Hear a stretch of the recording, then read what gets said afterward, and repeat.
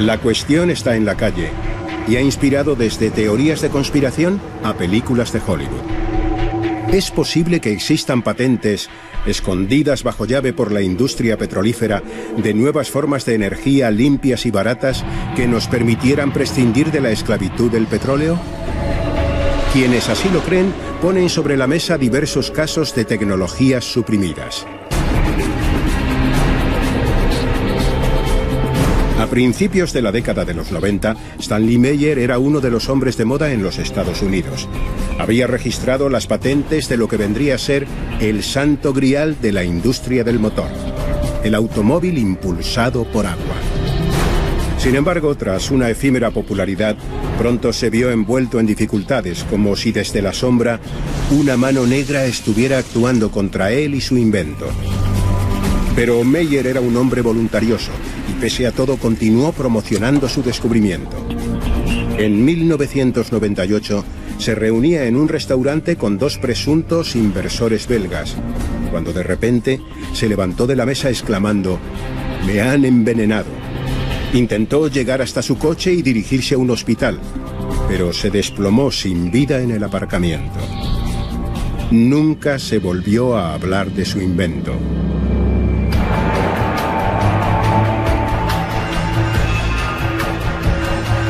Eugene Malov era un científico y divulgador de notable éxito. En la última etapa de su vida fue el mayor defensor de la fusión fría. Escribió un libro en el que argumentaba que es falso que el experimento original no se pueda replicar, y denunciando la existencia de una campaña a gran escala para suprimir ese descubrimiento. El 14 de mayo de 2004, la víspera del día en que, según su correspondencia, iba a revelar algo que despejaría para siempre las dudas sobre la fusión fría, fue golpeado hasta la muerte en su propio domicilio con un bate de béisbol.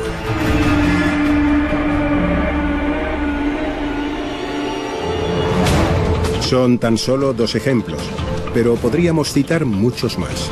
Casos de personas cuya vida comenzó a convertirse en un infierno, a veces culminado con su propia muerte, a partir del momento en el que empezaron a investigar en fuentes alternativas de energía. Es por ello que muchos piensan que los intereses de la industria energética están obstaculizando el desarrollo de nuevas tecnologías que podrían terminar con nuestra dependencia del petróleo. ¿Es posible? ¿O son meras teorías de conspiración?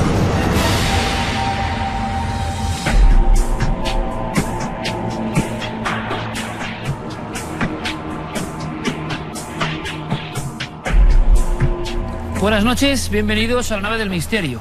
Seguramente el debate de esta noche sea de los más encendidos, no lo sé, pero sí que hay dos posturas muy claras y hay una, lo digo por los datos de la encuesta que luego adelantaremos, que nos ha sorprendido. Parece que hay muchísimas personas, ustedes, que piensan que estamos viendo una conspiración de la energía. Este inicio, este reportaje, esta pieza de nuestro compañero Santiago Camacho, de alguna forma nos contaba algunos casos, algunas cosas. Existe la sensación de que hay otro tipo de energías que son censuradas, acalladas. Es más, algunos de los programas que hemos realizado hace varios años hablaban, sondeaban esta punta del iceberg y vimos de inmediato el eco que tenían todos ustedes.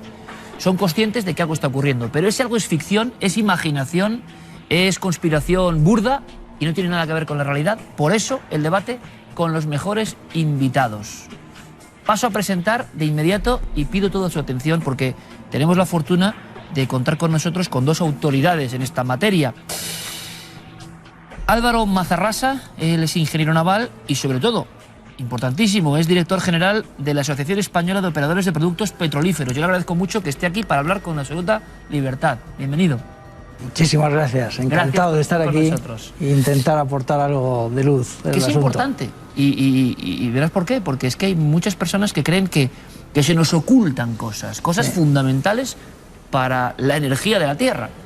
Bien, también está con nosotros Antonio Álvarez del Pozo. Él es vicedecano del Colegio Oficial de Químicos de Madrid y químico industrial. Autoridad en esta materia, evidentemente, tiene que estar aquí. Antonio, bienvenido. Muchas gracias. Y sobre todo, bueno, no solamente en Dominos Químicos de Madrid, sino de toda España, de que hay muchos químicos trabajando con el petróleo y estoy seguro que podremos aportar algo interesante. Estoy convencido. Conocen ya de sobra a los invitados de este sector, que sería el sector no oficial, apoyando en la teoría de la conspiración, alternativo, como ustedes quieran. Luis Miguel Domínguez, sobra cualquier tipo de presentación. Amigo, gracias por acompañarnos. Muchas gracias, no solo esta noche, sino tantas noches. Muchas gracias, un abrazo. Gracias. Enrique de Vicente, maestro. Buenas noches, Iker. Tú, en las claves que vamos compartiendo, ¿no?, para saber por dónde puede ir el derrotero de este debate libre, digo, absolutamente, tú acudías a la antigüedad para decir algo que es sorprendente. Muchos ven al petróleo no como ayuda, que parece lógico, ¿no?, sino como enemigo. ¿Qué ha pasado? ¿En qué momento? ¿Por qué? Hay un término que quiero que saques aquí a colación para empezar el debate. Bueno, yo creo que es un término claro, simbólico, que simboliza lo que ha sido y sigue siendo ahora en su aspecto oscuro, negativo, nunca mejor dicho lo de oscuro, el petróleo. Fue llamado en la antigüedad aqua infernalis, es decir, agua infernal. Obviamente, tal vez lo sería porque se prendía fuego y ardía, pero nos dice mucho acerca de qué consume nuestra civilización. Vamos a ver, el nivel no solo de la civilización, sino el nivel evolutivo de cualquier criatura tiene que ver con el tipo de energía que consume, con la cualidad o la mayor o menor sutileza de la energía que consume. Y en cuanto al petróleo, hace honor a su nombre porque ese agua infernal ha costado millones de vidas en guerras que se remontan a comienzos del siglo pasado. Bien, ¿qué dirán nuestros expertos de todo esto? Vienen aquí para hablarnos, para ponernos los puntos sobre las íes, porque, según tengo entendido, y ahora abrimos el debate, Álvaro, Antonio, para vosotros el petróleo es tan fundamental como lo ha sido y es una de las claves del progreso humano y no podemos prescindir de él. Hombre, vamos a ver, yo, volviendo a los nombres, el tema aqua infernalis no lo conocía, pero sí que también el término técnico, por ejemplo, al petróleo se le suele conocer o se le asemeja con el cerdo. ¿Por qué? Porque se aprovecha todo. Yo soy de Segovia, Castilla y León, típica tierra de matanzas, y entonces, bueno, por hacer el símil, ¿no? Entonces, sí que es verdad... es muy gráfico, sí que te agradezco, por cierto. Entonces, el petróleo es, por ejemplo, este plato, pues ahora mismo en este plato, quitando la mesa de madera, las vigas de hierro que tenemos, el 70% restante es petróleo, viene derivado de la industria del petróleo, ¿no? Entonces, el petróleo lo utilizamos para energía, para calentarnos, etcétera, para movernos, sobre todo como combustible, y sobre todo el tema de derivados químicos, ¿no? Entonces, mal utilizado puede tener problemas, por supuesto, pero hay que ver también la parte positiva, ¿no? Yo al final siempre de estos temas lo que yo veo es, por ejemplo, el agua. El agua todo el mundo piensa que es bueno, efectivamente, pero que se lo pregunten a la gente que vivía al lado de Mississippi, etcétera, cuando pasó el Katrina. Ahí sí que hubo bastantes problemas, ¿no? Entonces, al final, yo creo que lo que es malo es cómo se utilizan las cosas, pero no en sí la materia prima, ¿no? Un momento. Esa es mi opinión. Quiero simplemente, y enseguida Luismi, y enseguida abrimos el debate, saber lo que nos puede decir Álvaro, porque él, en sus claves, nos hablaba de... Escuchamos muchas veces, Álvaro, que el petróleo se acaba, ¿no? Es una sensación, ok, y parece que no, que es todo lo contrario, que va a ser igual de fundamental, por ejemplo, en el 2030. Esto nos da una perspectiva, ¿no? Yo, Iker, quiero decir, como representante de la industria, que el petróleo nos trae bienestar, nos trae desarrollo, nos trae crecimiento.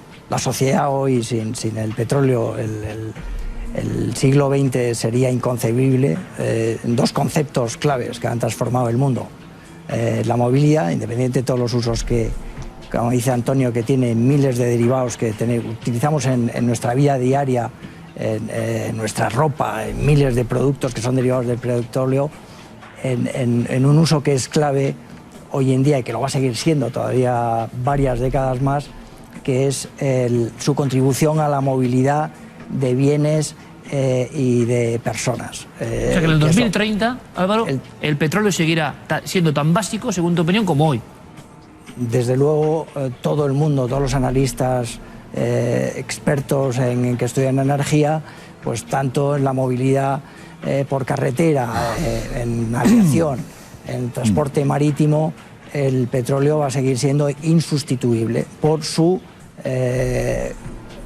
razones de coste, por sus ventajas energéticas y hoy por hoy, a pesar de que se están estudiando, y las compañías petroleras ya se han convertido en compañías energéticas, que estudian todos los campos y son los que de verdad conocen, los expertos en todas las alternativas, y seguro que las compañías petroleras estarán presentes en la solución de los problemas energéticos mundiales. Por eso yo hablar de la conspiración de la energía... ¿No te gusta el título? No me gusta en absoluto, porque llevo 30 años trabajando en la industria energética y jamás he visto ninguna conspiración de ese tipo. Pues te lo agradezco mucho, Álvaro, y ¿sabes por qué? Porque además yo he puesto ese título intentando comprender el fenómeno que nos lleva hasta aquí.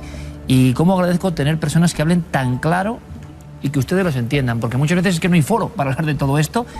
Y yo sé que Luismi, porque además le conozco bien, está ahí, y le he dejado aquí hasta el final para que todos pongamos la primera carta en la mesa y enseguida empiece un debate, que es lo que el público está esperando, pero cada uno tiene que identificar su postura. Hay una cosa, aqua infernalis, pero también oro negro. ¿Dónde está el término medio? ¿Por qué esa mala fama? Es la gran pregunta, ¿no? A un naturalista le suele gustar hablar de biogeografía, pero hoy tenemos que hablar de geopolítica. Don Álvaro está contento, está tranquilo, yo lo sé. Él, además, demuestra ser un hombre que efectivamente lleva muchos años en esto. Dice bien, dice, el petróleo nos da bienestar. Lo que don Álvaro debe reconocer también es que el PIB, el Producto Interior Bruto de este país, del nuestro, se puede tambalear con que en Qatar, Emiratos o Arabia Saudí estornuden.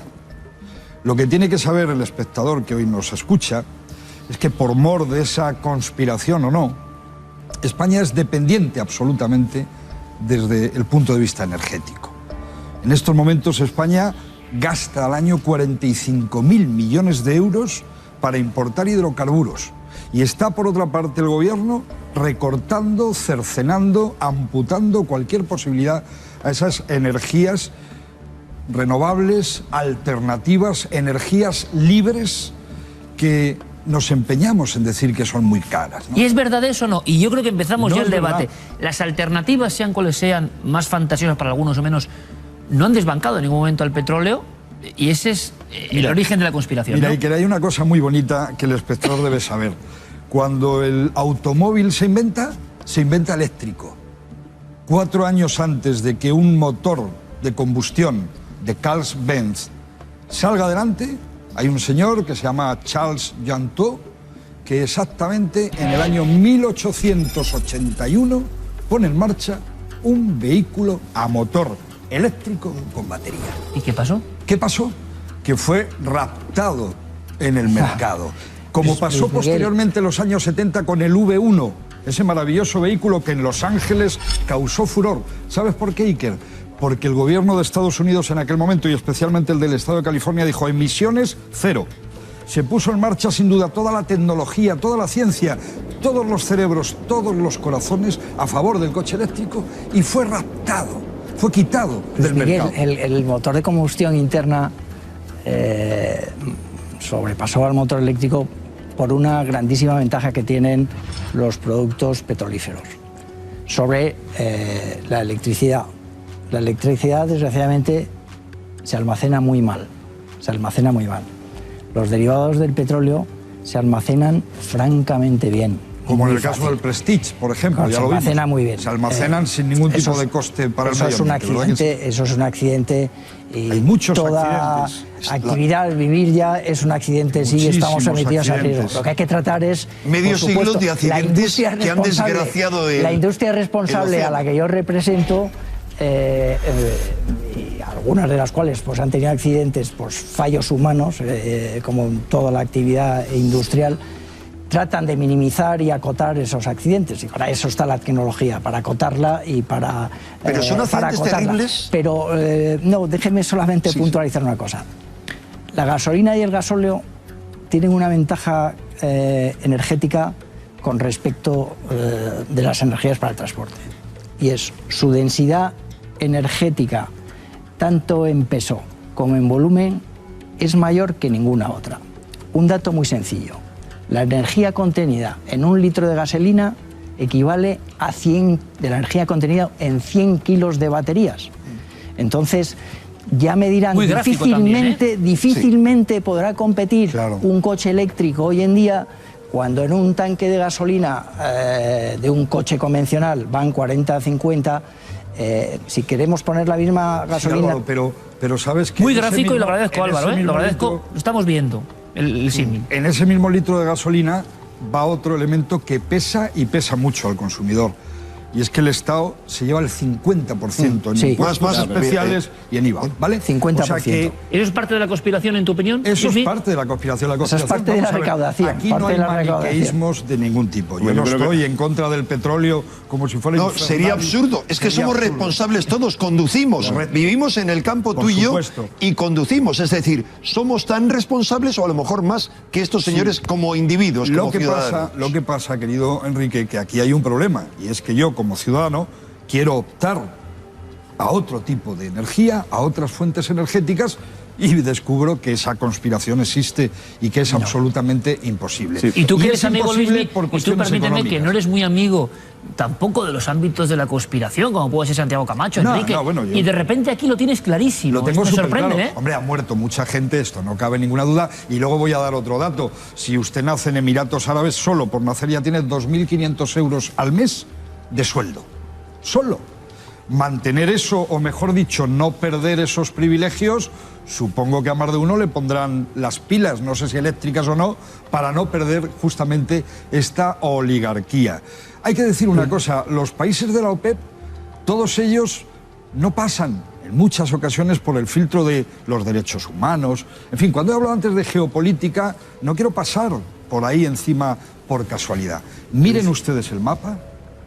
Vean el mapa del petróleo, vean dónde están los puntos de poder. Esa guerra de Irak, no había arma de destrucción masiva, había otra cosa. Eso está muy bien.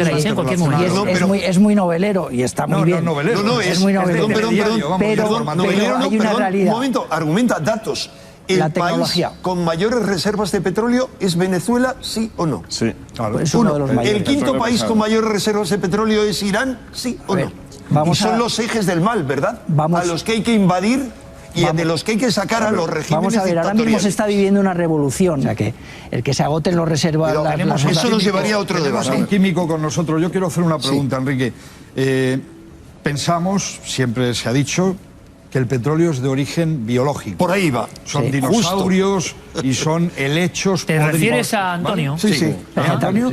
hay varias teorías, hay unas esas teorías. El planeta estaba tan lleno de helechos y de árboles y de dinosaurios que resulta que la OPEP está ahora mismo haciendo que nuestro aire huela a eso, a dinosaurio muerto, a esqueleto de dinosaurio. Bien, pero es que resulta que analizando el petróleo se descubre que tiene carbono 13. O sea, es de origen abiótico. Y digo, la NASA... Explícanos un poco porque se nos va, de origen biológico. Vale. No de origen fósil. Por tanto, en un laboratorio lo puedes sintetizar, por tanto, lo puedes hacer sin ser tan caro. Por tanto, nadie me puede a mí coaccionar diciéndome, ojo, que se va a acabar el oro negro. Y esto es algo... Se podría construir petróleo. Cuidado, y esto es algo que se remonta a los grandes científicos. Antonio, voy a rematar. Sí, voy a rematar, Antonio. No es un naturalista barbudo el que dice esto. Lo dice la NASA cuando en Titán descubren metano. Y ahí no hubo dinosaurios. Te comento. No hubo helechos, no hubo árboles. Te comento, vamos a ver. La síntesis sintética de petróleo viene la Segunda Guerra Mundial, cuando los alemanes, digamos, se quedaron sin fuente de suministro, que fue una de las vías para derrotarles. Lo que ellos hicieron, siempre ha habido, la industria alemana ha sido muy potente en nuestra química. Entonces hay una síntesis, se llama síntesis de Fischer-Tropsch, y lo que hace es que produce petróleo a partir de carbón.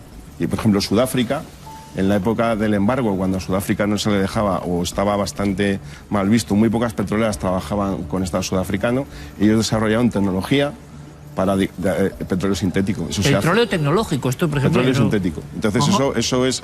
¿Qué ocurre? Que es más caro, obviamente. Pero en caso de guerra o en caso de que no te suministren, pues obviamente, digamos, el precio pasa a segunda parte, ¿no? Entonces eso es muy habitual. Un tema que yo os quería comentar con el tema del petróleo, que es lo que estábamos hablando, vamos a ver, aparte de tema geopolítico, etcétera, es verdad, Venezuela tiene las reservas probadas. Pesadas. Petróleo. Aparte yo trabajo en Técnicas Reunidas, una empresa de ingeniería, soy director de un proyecto en Venezuela, entonces lo conozco bastante bien el tema.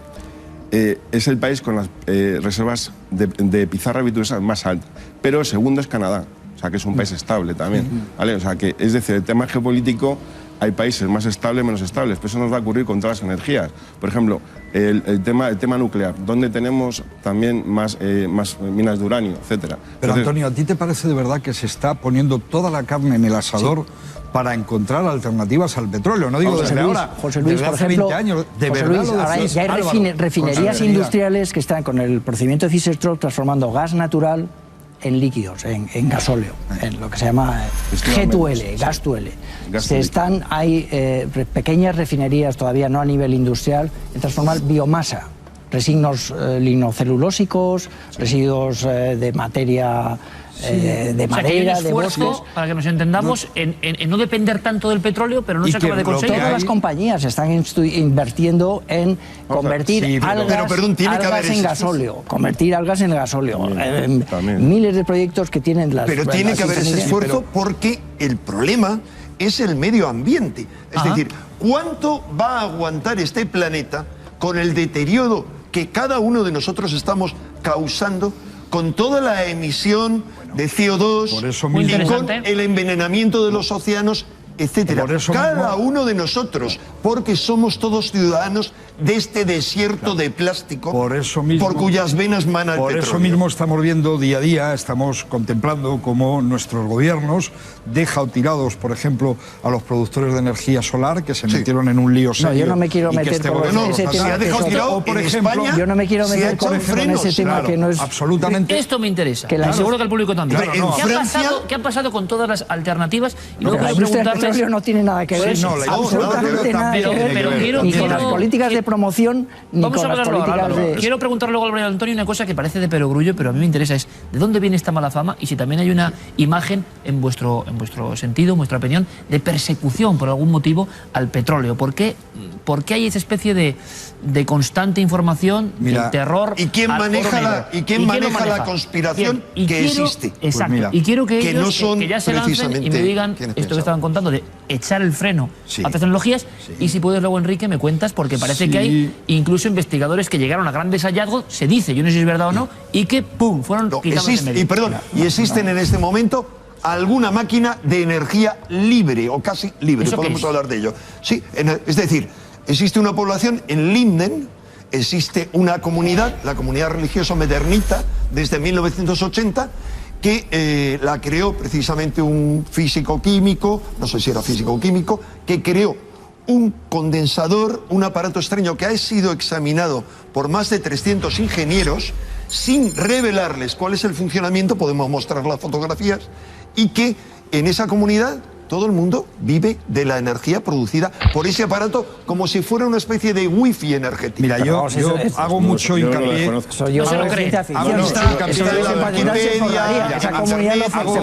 Hago mucho hincapié en el tema del transporte, porque hay que recordar que de todos los hidrocarburos que España tiene que importar, el 68% al menos se va en el transporte. O sea que el tema petróleo, gasolina, diésel es muy importante, mueve mucho. Y luego otra cosa. ¿Me vas llevando a por qué se ha echado el freno a otras cosas que te interesan? Sí, yo quiero dedicar esta noche a Arturo Estevez.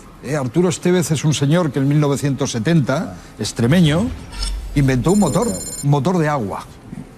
Hay imágenes maravillosas hemos puesto alguna vez de este hombre estupendo. En momentos además de la gran crisis del petróleo, ¿no? Y en esos momentos, el nodo de la época, los informativos, no era el nodo, era ya Televisión Española, en aquellos informativos lo planteaba como un héroe, alguien que ante una crisis estaba echando mano de su materia gris, de su conocimiento como Antonio, de la química y de los procesos de la naturaleza, y poniendo al servicio de todos una cosa que él hacía, que era beber un sorbito de su botijo y con el resto llenar el depósito de su motocicleta. ¿Y qué me quieres contar con esta historia tan alucinante? ¿Qué pasó con este señor?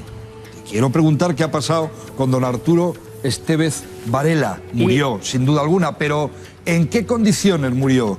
¿Dónde está aquel proyecto? Como él, tantos otros. La industria petrolera no tiene nada que ver con este buen señor. Yo te pregunto, Álvaro, ¿tú te imaginas, Álvaro, que nos vamos tú y yo a pasar un fin de semana estupendo y resulta que en vez de parar en las gasolineras, bueno, cogemos un botijo, una garrafita de agua, por cierto, un producto también a respetar, no es oro negro, pero es oro, el agua, sin duda alguna. Pero Luis Miguel, ¿tú crees que las petroleras no hubiesen patentado ese invento? Álvaro, siempre que hubieran podido hacer negocio de ello. ¿Sabes por qué no lo hubieran patentado? ¿Sabes por qué? Porque agua precisamente por lo de la geopolítica. El agua está en los sitios donde no está el petróleo. O sea, curiosamente ahora toda la península arábiga tendría un problema, no controlaría la situación. El dominio del agua. Yo vi el vídeo porque me lo comentaron cuando nos invitaste al programa. Yo no lo conocía, sinceramente, y lo desconocía. Debía haber nacido por esa época, porque creo que es del año 60, yo nací en 70, exactamente. 67 cuando nací. se hizo popular, como te dice, fue cuando en el 73, lo que yo con recuerdo, la crisis del Yom Kippur. Lo que yo recuerdo fue del caballero que bebía de un botijo y luego lo echaba en una especie de vespa. Sí. Y recuerdo también que echaba algo, un aditivo que nadie sabía lo que era. Pero he dicho yo, Boro. Vale, pues lo que ocurriría, Luis Miguel, si ese invento, que yo no sé por qué se paró, etcétera, es que lo desconozco, Sí, hombre, pues claro, entonces lo que echase para digamos, que energéticamente funcionase, seguro que se convertiría entonces en el oro negro, Claro, en el oro que fuese. Lo que Los quiero decir, principios de la Antonio, termodinámica son principios de lo que quiero decir es termodinámica, que y eso, pues, técnica, científicamente, esta sociedad ha avanzado. Yo con mi teléfono móvil puedo decir hola y me está en Hong Kong viendo un amigo. Sí. ¿Cómo no vamos a conseguir? Vamos a ser serios. ¿Cómo, qué Y la problema batería se te técnico acaba muy hay rápido, para José Luis, conseguir que el ¿verdad? agua mueva un motor? Ningún problema. José Luis, Ninguno. El problema es de otro tipo. El problema es el título de este programa. La batería, El ¿verdad que título se te de este acaba muy programa. rápido, José Ese Luis? es el problema. Lo peor que nos puede ocurrir como seres humanos y como sociedad, porque, ojo Álvaro, tú y yo podemos decidir lo que queramos a nivel individual, pero las decisiones que se están tomando desde el punto de vista energético afectan a millones de personas. Las decisiones son lo peor que nos puede ocurrir es justamente no ser capaces de dar un paso al frente. Paramos un momento aquí, porque yo estoy seguro, yo estoy aprendiendo, espero que ustedes también. Vamos a hacer una cosa que también, además, requiere de vuestra opinión sincera, como hasta el momento. Vamos a preguntar a ese público, ¿estará a favor del petróleo, en contra? Carmen, tienes todos los datos y esto puede dar un giro a nuestro interesantísimo debate. Pues sí, que como siempre hacemos, hemos lanzado esa pregunta en la red. ¿Nos ocultan los poderes otras formas de energía más beneficiosas y baratas? Ha sido la ocasión que la gente estaba más de una parte en las encuestas que hemos tenido en todas las temporadas. Así que sí, nos lo ocultan. Un 97,9% frente al no, un 2,1%. Han votado 4.117 personas. La gente lo tiene claro. Sí nos están ocultando otras formas de energía. Vamos también con nuestras cámaras a la calle para ver qué es lo que han dicho, lo que opinan ustedes. Sí, que lo están ocultando. Yo creo que hay unos intereses ocultos detrás de todas las compañías. Posiblemente, vamos, no me extrañaría nada.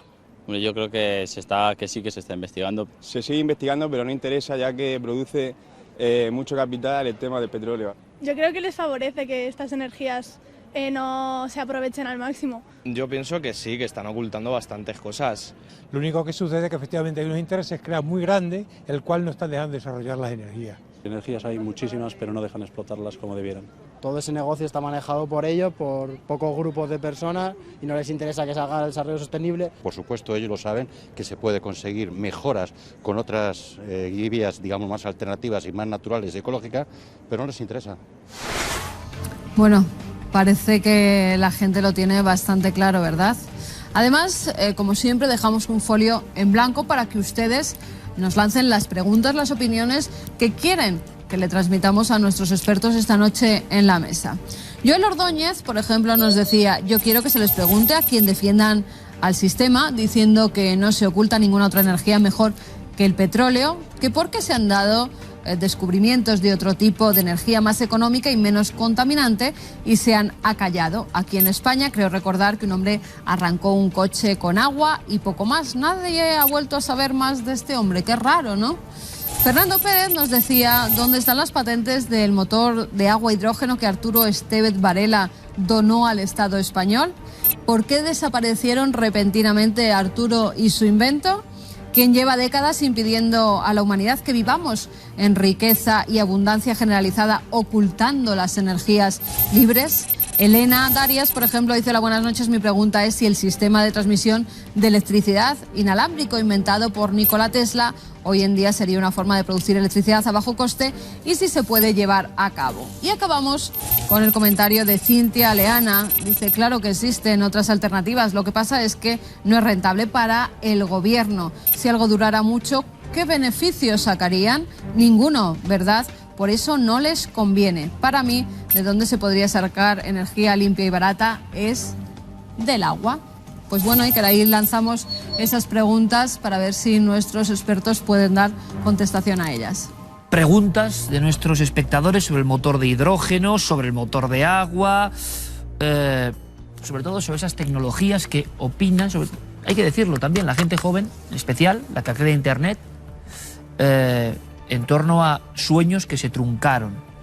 Claro, nunca ha pasado esto. Y yo quiero una rápida reflexión. Vamos a ver los datos de nuevo, porque yo creo que hay que visualizarlos bien.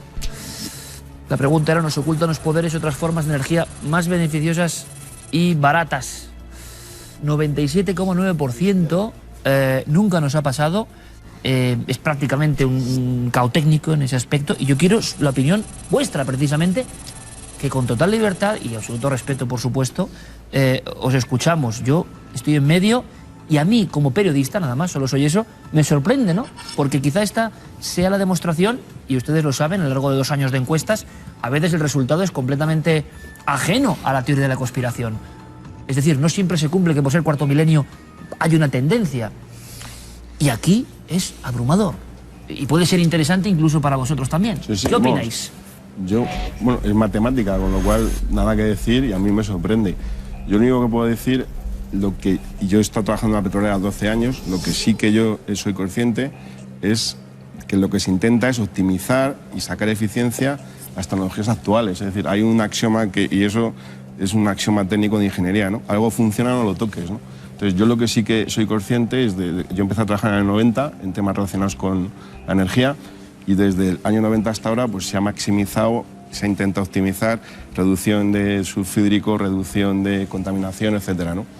Ya el que haya una conspiración, yo de luego no lo comparto. Pero y repito de nuevo a nuestros dos invitados, especialmente para que lo comprendan, que muchas veces, de verdad, estos ámbitos no han salido vencedores, porque si no sería absurdo hacer encuestas y siempre sale la versión más tocante a lo conspiranoico, pero en la rotundidad es manifiesta, ¿no? Y quizá nos indica alguna cosa, porque quizá las nuevas generaciones no tienen esa idea metida, que quizá también, repito de nuevo el término, es por ese proceso de conspiración a la inversa y no como pensábamos. Álvaro. Sí, quizás también habrá que asumir los errores de la propia industria en no haber sabido transmitir las bondades de la misma, ¿no? Pero desde el punto de vista, vamos a ver, aplicaciones en las que, por ejemplo, el petróleo ha sido sustituido. En la generación eléctrica, en los años 70, 79, el 30% de la generación eléctrica mundial se generaba a base de petróleo.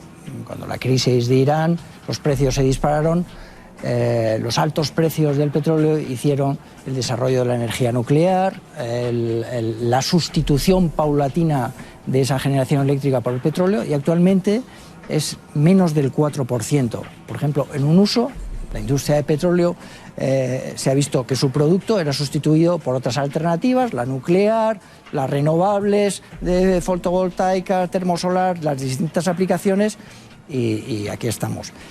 En el transporte, que es donde el petróleo actualmente satisface el 95% de las necesidades de transporte mundial por sus beneficios que he comentado antes, de sus propiedades. Sí, queda claro. Fácil de almacenar, fácil de transportar y contiene más energía que ninguna otra. Y las alternativas son muy caras. La propia industria petrolera está investigando en alternativas porque quiere jugar un papel en el futuro, pero hoy los números no salen.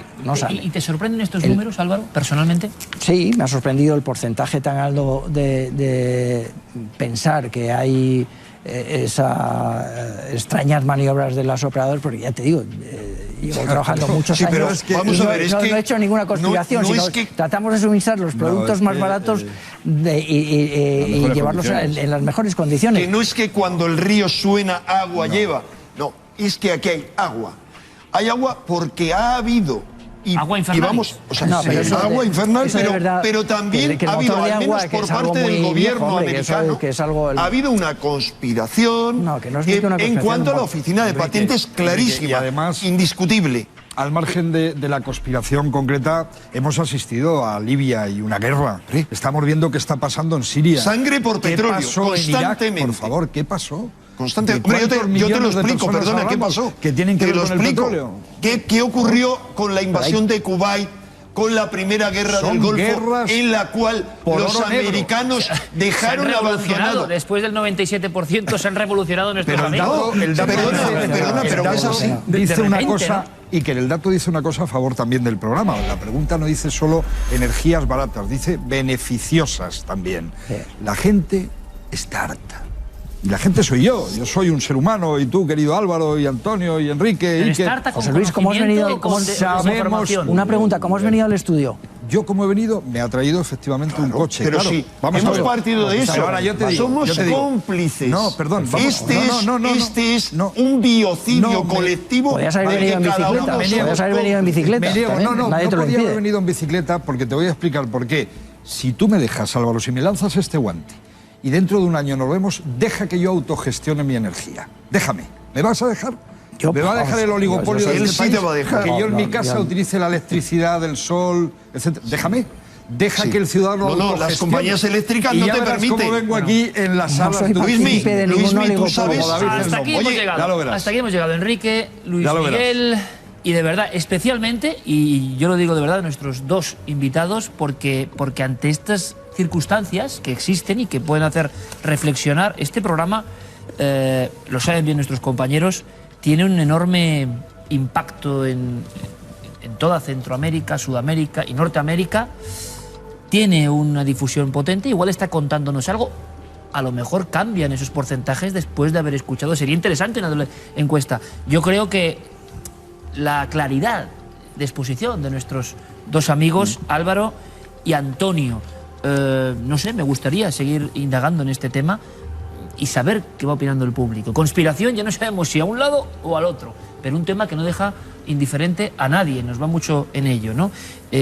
Por eso os agradezco especialmente a vosotros dos, de verdad, que hayáis estado, espero que amablemente y agradablemente, y exponiendo con total libertad algo que forma parte de vuestro oficio y de vuestra indudable profesionalidad. Muy cómodo. Gracias a los dos, de verdad, muchísimas gracias.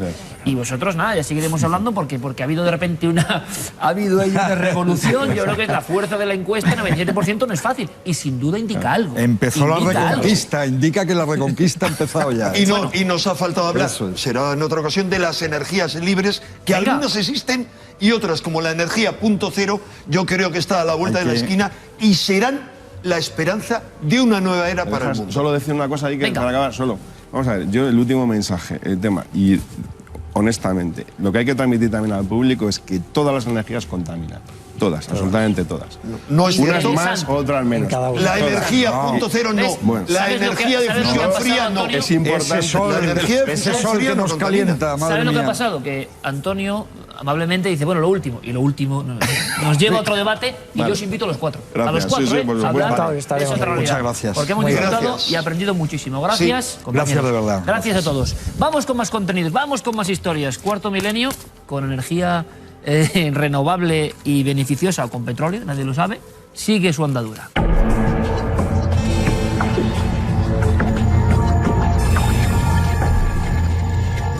Esta semana comenzamos introduciéndonos en el Big Brain, el mapa del cerebro humano en 3D más detallado de la historia. Ha sido creado por científicos de Canadá y Alemania a partir de 7.400 láminas del cerebro de una mujer de 65 años, fallecida, que no tenía señales claras de enfermedad degenerativa u otros daños.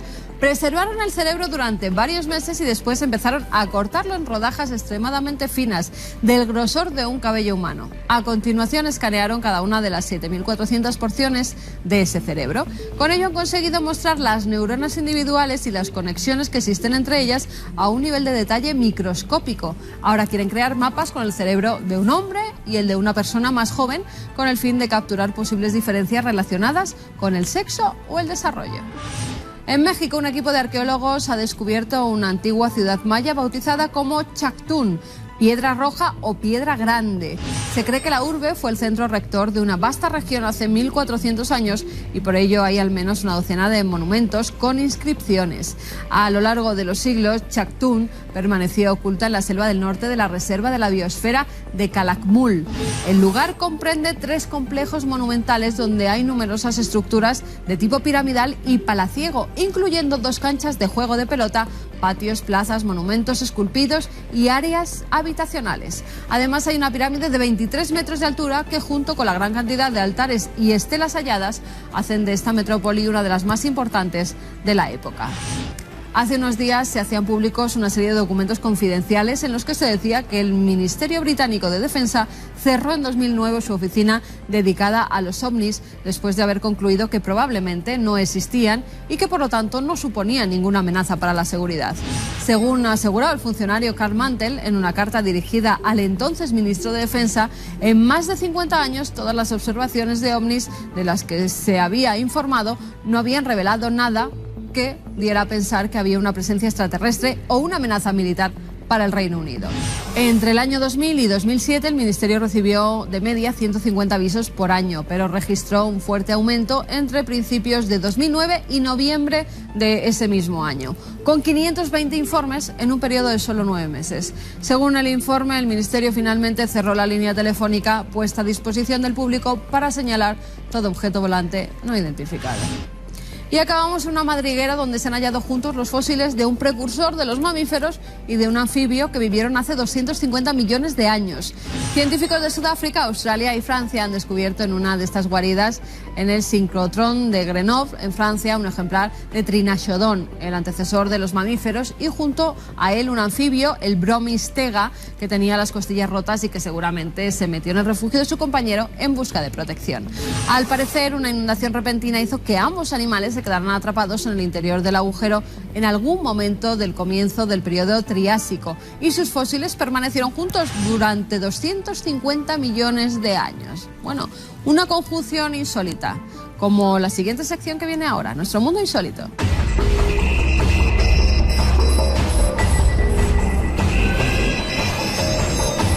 Comenzamos Nuestro Mundo Insólito en Utah. Un hombre que se dedica a buscar fósiles encontró esto, una piedra o lo que él asegura que es la cabeza de un Bigfoot fosilizada. Bueno, está tan seguro de que pertenece a este ser que la ha llevado a varios medios de comunicación, le han hecho fotografías con ella e incluso dice que se la deja a los científicos siempre y cuando esté él presente porque no quiere que se la roben. Es un hallazgo único. Y está tan seguro que es la cabeza de un Bigfoot porque se ha encontrado con este extraño ser en esos bosques en 2 ocasiones. La primera vez dice que lo vio nadando en aguas termales, que al parecer le gusta mucho al Bigfoot, al Pies Grandes. Y en otra ocasión, cuando iba conduciendo, pasó por delante de su coche, pero había más gente en el bosque, estaban en un merendero y aseguraron que también lo vieron y dijeron, ¡un monstruo, un monstruo! Pues no, era el Pies Grandes que se había cruzado delante de ellos. Un ser muy alto, con unos pies de gran tamaño, con un pelaje, en este caso nos decía que muy oscuro, negro, y con una mirada un tanto salvaje. Bueno, ¿esto es la cabeza de un Bigfoot o es una simple piedra? Continuamos en Massachusetts. Allí, hace 6 años, un hombre iba paseando por la orilla de un río y se encuentra, y le llama la atención, una extraña piedra. Piensa que es bonita y que quedaría bien en el jardín de su casa. La coge, se la lleva y allí la planta. Los amigos que iban a visitarle decían que era una piedra muy curiosa y que algún día tendría que llevarla a analizar. Bueno, este hombre tiene un contacto con la NASA y después de 6 años ha decidido que estaría bien que vieran a ver si es alguna roca lunar, por ejemplo. Y no es una roca, es un trocito de la estación espacial Mir, que cayó en ese río, se quedó allí y bueno, ahora este hombre quiere que la NASA se la devuelva. Vamos a ver si lo consigue, porque todo lo que viene de arriba, la NASA tiene poder sobre ello. Y esta profesión, la de investigador del mundo del oculto, la de periodista que va siguiendo los misterios, pues a veces tiene ciertos riesgos. En este caso no ha sido porque se cayera el suelo de una casa encantada o el techo desvencijado de una mansión donde hay fantasmas, sino que ha sido algo más humano. En Tennessee, una especie de túnel antes ferroviario que ahora dicen que está encantado, pues aparece una dama vestida de blanco. Un equipo de jóvenes investigadores de lo paranormal que va allí para grabar psicofonías y ver si pueden encontrarse con ese fantasma. Y lo que se encuentran es con varios tiros de una vecina que sale escopeta en mano diciendo que allí no hay fantasma y que ya está harta de que vaya la gente a intentar contactar con los muertos. En fin, que todas las profesiones tienen su riesgo.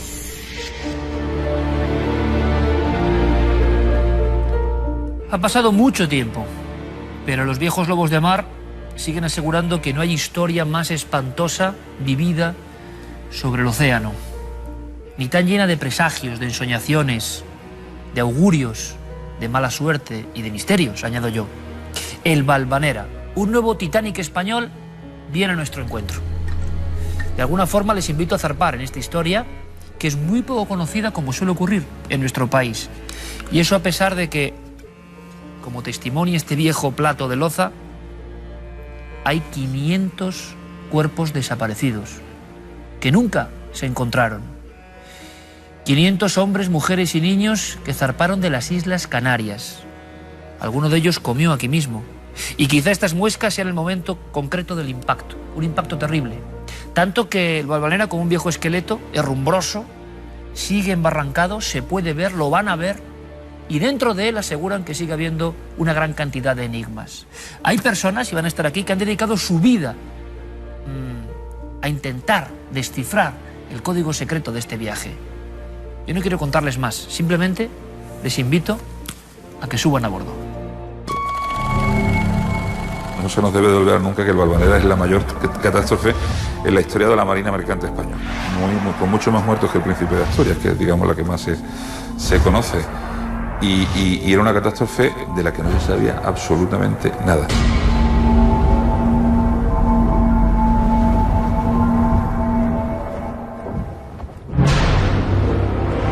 Construido en 1906, el vapor Valvanera surcó los mares durante 13 años, desafiando la maldición con la que, según las tradiciones marineras, le marcaron al escribir mal su nombre en el casco. Los nombres de los barcos a veces, y más antes, eran sagrados, ¿no? El simple cambiar el nombre a un barco ya para muchos marinos era signo de mala suerte, de mal fario, ¿no? En este el error fue gravísimo, ¿no? Porque la Virgen de Valvanera, patrona de La Rioja, se escribe las dos con V. Y el barco lo construyeron en Inglaterra y el que fuere cometió el error de poner la segunda con B. Pero aquella falta ortográfica solo fue el primer aviso.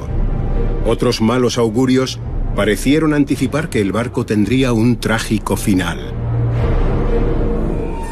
Bueno, el Valvanera en parte da la impresión de ser un barco maldito, al menos en los últimos momentos de su vida útil.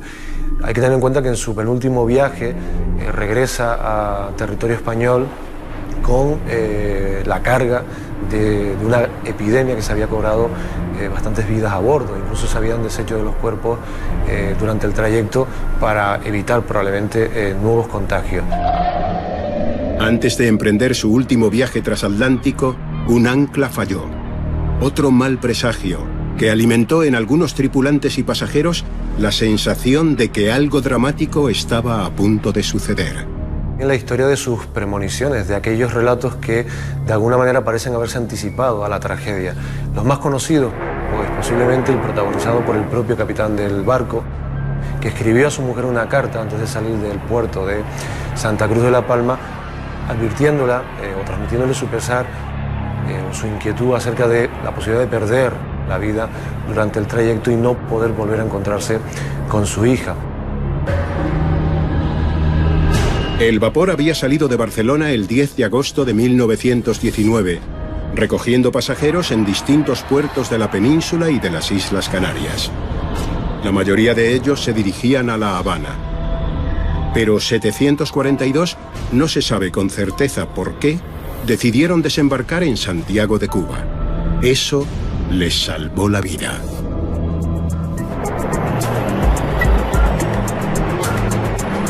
Una importante tormenta amenaza la zona, pero el capitán consulta la previsión meteorológica y entiende que podrá alcanzar La Habana.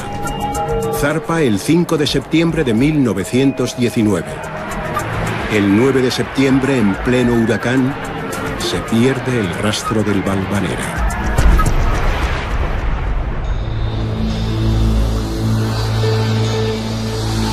Comienza una angustiosa búsqueda. La falta de noticias provoca que surjan presuntos videntes que afirman obtener datos del barco desde el más allá.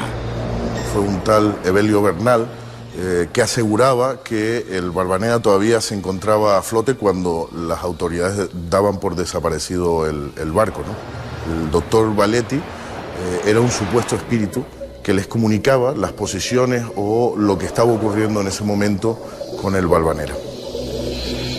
Estaba enterrado en las arenas movedizas del lugar. Eso unido a que se encontró el barco intacto, con los botes salvavidas, que en los primeros momentos no se encontró ni un solo cadáver, ni restos de que los tiburones hubieran atacado a persona alguna, nada, se encontró un barco sencillamente sin nadie, pues se le puso el buque fantasma. El 19 de septiembre de 1919, los marinos norteamericanos que hallan el barco envían un enigmático telegrama en el que señalan que en el interior del casco solo flota una cabeza. Y solo han visto un cuerpo a través, concretamente el telegrama dice una cabeza. Supongo que será que vieron a través de uno de los portillos del barco un cadáver flotando. Y poco más, no sabemos absolutamente nada más. El nieto de uno de los buzos, tuve la oportunidad de conocerlo en Key West y me comentó que no, que los cuerpos estaban dentro del barco flotando de una manera además muy siniestra. Lo que pasa es que recibieron órdenes de no dar ese tipo de información. Fernando García Echegoyen logró recuperar algunos objetos del barco y gracias a su investigación podemos comprender el naufragio. Desde el punto de vista náutico, lo que pasó fue que el capitán puso rumbo al norte intentando escapar al ciclón y los vientos lo abatieron fuera de la derrota que él quería tomar y acabó embarrancando en el bajo de la Media Luna. Las estadísticas oficiales hablan de 488 muertos, pero pudieron ser muchos más. Viajamos a Padules, Almería, a recuperar la historia de un milagro. 20 vecinos de la localidad tenían que haberse ahogado, pero no llegaron a subir al barco. Las familias de los supervivientes compraron una Sagrada Familia para dar gracias al cielo. Desde 1919 pasa 24 horas en la casa de cada uno de los descendientes de los que se salvaron de aquel naufragio. Que iban para embarcar, pero tuvieron esa suerte que la Virgen, lo que decimos, la Virgen le alumbró que no subieran al barco para morir. Pues ellos creían propiamente que se habían subido en el barco. Y claro, hasta que no llegaron a su destino y ya escribieron diciendo que estaban allí, que estaban bien, pues todo el mundo los hacía por muertos. Pero aquí las familias, pues tristes y de luto, y pues hasta un mes que tardaron o más en recibir noticias. Cuando ya se salvaron, pues ya las familias empezaron a organizarse, hay que ver qué milagro, que se han salvado, que la esa. Pues vamos a hacer algo por eso, agradecer a la Virgen que la ha salvado. Entonces compraron la Sagrada Familia por eso, para que los protegiera la Sagrada Familia.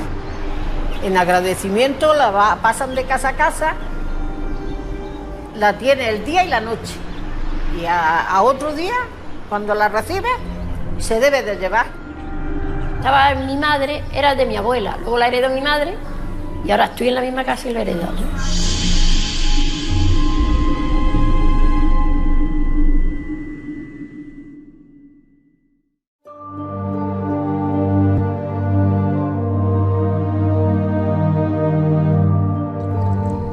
Como han podido comprobar, el misterio del Valvanera sobrevive. Pasan las generaciones y sigue habiendo ritos que recuerdan aquel siniestro envuelto todavía por la incógnita. Pero hay algo más, hay otro personaje vivo que ha dado un último aldabonazo que me parece sumamente interesante. Se resume en este libro, de portada azul, de profundidad, nos llega desde las Islas Canarias, se titula El Zahorí del Valvanera. Es curioso, lo firma Juan Manuel García Ramos, él es académico de la lengua, él es doctor en Filosofía y Letras, es un intelectual del archipiélago. ¿Y por qué el Zahorí del Valvanera? Pues quiero que le escuchen, conectamos con él, porque puede ser el perfecto colofón o punto y seguido para esta historia que estoy seguro que habrá atrapado a muchos. Una historia que podría ser también, de alguna forma, nominada como la del Titanic español. Ahora con 2 expertos iremos un poco más allá, profundizaremos, nunca mejor dicho, en esta historia. Pero conectamos precisamente con La Laguna, allí nos espera Juan Manuel García Ramos. Juan Manuel, buenas noches. Buenas noches, Iker. Bueno, lo primero, creo que esta es la historia de tu abuelo. Tu abuelo viajaba en el Valvanera, tu abuelo te contó historias personalmente, cosas que tú has reflejado aquí, que están en tu memoria. Bueno, ¿quién era tu abuelo? ¿Qué hacía en ese barco? Mi abuelo era uno de los 12 pasajeros que se subieron en el puerto de Santa Cruz, camino de Cuba, como emigrante, pagando 75 pesetas en la clase emigrante, que era la 4ª clase de ese transatlántico. Y bueno, tenía pasaje pagado hasta La Habana, pero se bajó en Santiago porque tuvo una premonición y además hizo que algunos de sus compañeros lo acompañaran también a él, ¿no? Por lo tanto, bueno, no es poca cosa. El Zaurí de Valvanera era tu abuelo, tenía algún tipo de sensación de que algo iba a ocurrir. ¿Y qué premonición fue esa? ¿Qué pasó? ¿Qué ocurrió? Porque además convenció a otros, me parece francamente increíble, pero real. Él contaba que había tenido un presentimiento, ¿no?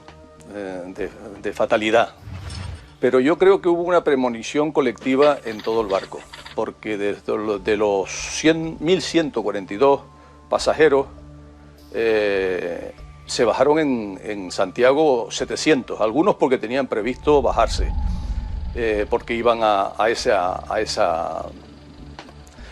punto de Cuba, ¿no? Pero la mayoría hubo después una gran cantidad de pasajeros que también optaron por abandonar el barco porque sintieron que algo malo iba a pasar. Mi abuelo decía, él era un hombre que leía, que tenía el arte de las cabañuelas, que es un sistema de predicción climatológica, leía muy bien los cielos, y él me contaba personalmente que había visto cielos enrarecidos tanto en el Caribe como en el Atlántico, que lo habían hecho bajarse precipitadamente. Lo hizo precipitadamente en Santiago de Cuba porque pensó siempre que el barco no llegaría al otro punto, que era La Habana, ¿no? Hombres acostumbrados a la mar, a los largos viajes de aquellas épocas, y esta premonición tuvo que ser fortísima. Se combina todo esto, evidentemente, con la falta de noticias de los que esperaban en tierra y las teorías. Hablamos de un caso, de un barco que motiva conspiraciones de todo tipo, todo el tipo de leyendas se juntan aquí, en esta especie de historia sin resolver del todo, y sobre todo, y esto me interesa, se comenta hasta la desaparición de muchos cadáveres, e incluso se habla de tiburones, ¿no?, que habían acabado con ellos. Esa fue una de las leyendas, pero hubo muchas otras leyendas, ¿no? Se dispararon las imaginaciones, sobre todo en virtud de que no se encontraron cadáveres, no se encontró ningún tipo de restos, ¿no?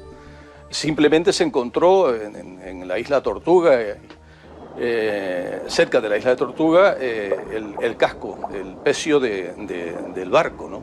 Una de las leyendas que se popularizó fue que había habido una gran manada de tiburones que habían devorado en una noche terrible pues a los 488 cuerpos de los tripulantes y de los pasajeros, pero hubo otras muchas leyendas. Por ejemplo, hay un cuento de Ernest Hemingway, después de la tormenta, que habla de que también se encontró el barco en ese lugar exacto de la isla de Tortuga y que había sido saqueado por pescadores griegos que estaban en el entorno, ¿no? Se hablaba de que el barco portaba bastante cantidad de oro y que por eso también fue saqueado. Se hablaba de que portaba prostitutas que iban camino de los cabarets, de los prósperos cabarets de La Habana, y que por eso también hubo un castigo divino que lo quitó de en medio. Y se siguió con la imaginación hasta el punto que también me contaba mi abuelo de que se pensaba que los 488 cuerpos habían sido succionados por una especie de boca del infierno, de cráter oceánico, y que habían dejado muy tocado la arboladura del barco, y el barco luego fue encontrado. O sea, era natural porque es un ámbito del océano Atlántico que siempre se presta a este tipo de conjeturas, ¿no? Desde luego, doctor García Ramos, esto es una confirmación de que las leyendas nunca mueren que los arquetipos del desastre en el mar generan luego una serie de historias sumamente interesantes y que estas viven, podríamos decir casi eternamente. Gracias por el testimonio y gracias por darnos esta pista, esta diapositiva nueva, esta conexión todavía latente con el zahorí, su abuelo, del Valvanera. Gracias. Buenas noches. Bueno, pues con estos elementos, que son muy de novela realmente, vamos a ir a indagar en torno a ese barco que ya, a partir de esta noche, en el inconsciente colectivo de toda la audiencia que nos sigue, va a quedar muy fijado, porque lo han visto, tiene todos los elementos propios de esas tragedias en el mar, que evidentemente lo primero son tragedias, nuestro respeto a todas las familias que perecieron, pero claro, luego se queda ese pozo, ¿no? Ese pozo enigmático, extraño y muy difícil de borrar. Una vez más nos acompaña Francisco García Nobel sobre las presentaciones, uno de los grandes pioneros de la buena televisión en este país y además especializado ya últimamente en la investigación de este tipo de sucesos, ¿no? Casi puede ser un lobo de mar y de hemeroteca al mismo tiempo, ¿no? Francisco, una vez más, gracias por estar aquí. Gracias a ti para invitarme. Bueno, y te veo ya con tus documentos, legajos. Muchos. Y con muchas sorpresas. Ahora me cuentas qué opináis de esto que nos acaba de comentar Juan Manuel García Ramos, que, en fin, ¿no? Son sorpresas que van surgiendo gracias a nuestro compañero José Herrero González en Canarias, como siempre, nuestro fantástico equipo allí, que nos avisaron, cuidado que las conexiones siguen, ¿no? Y están.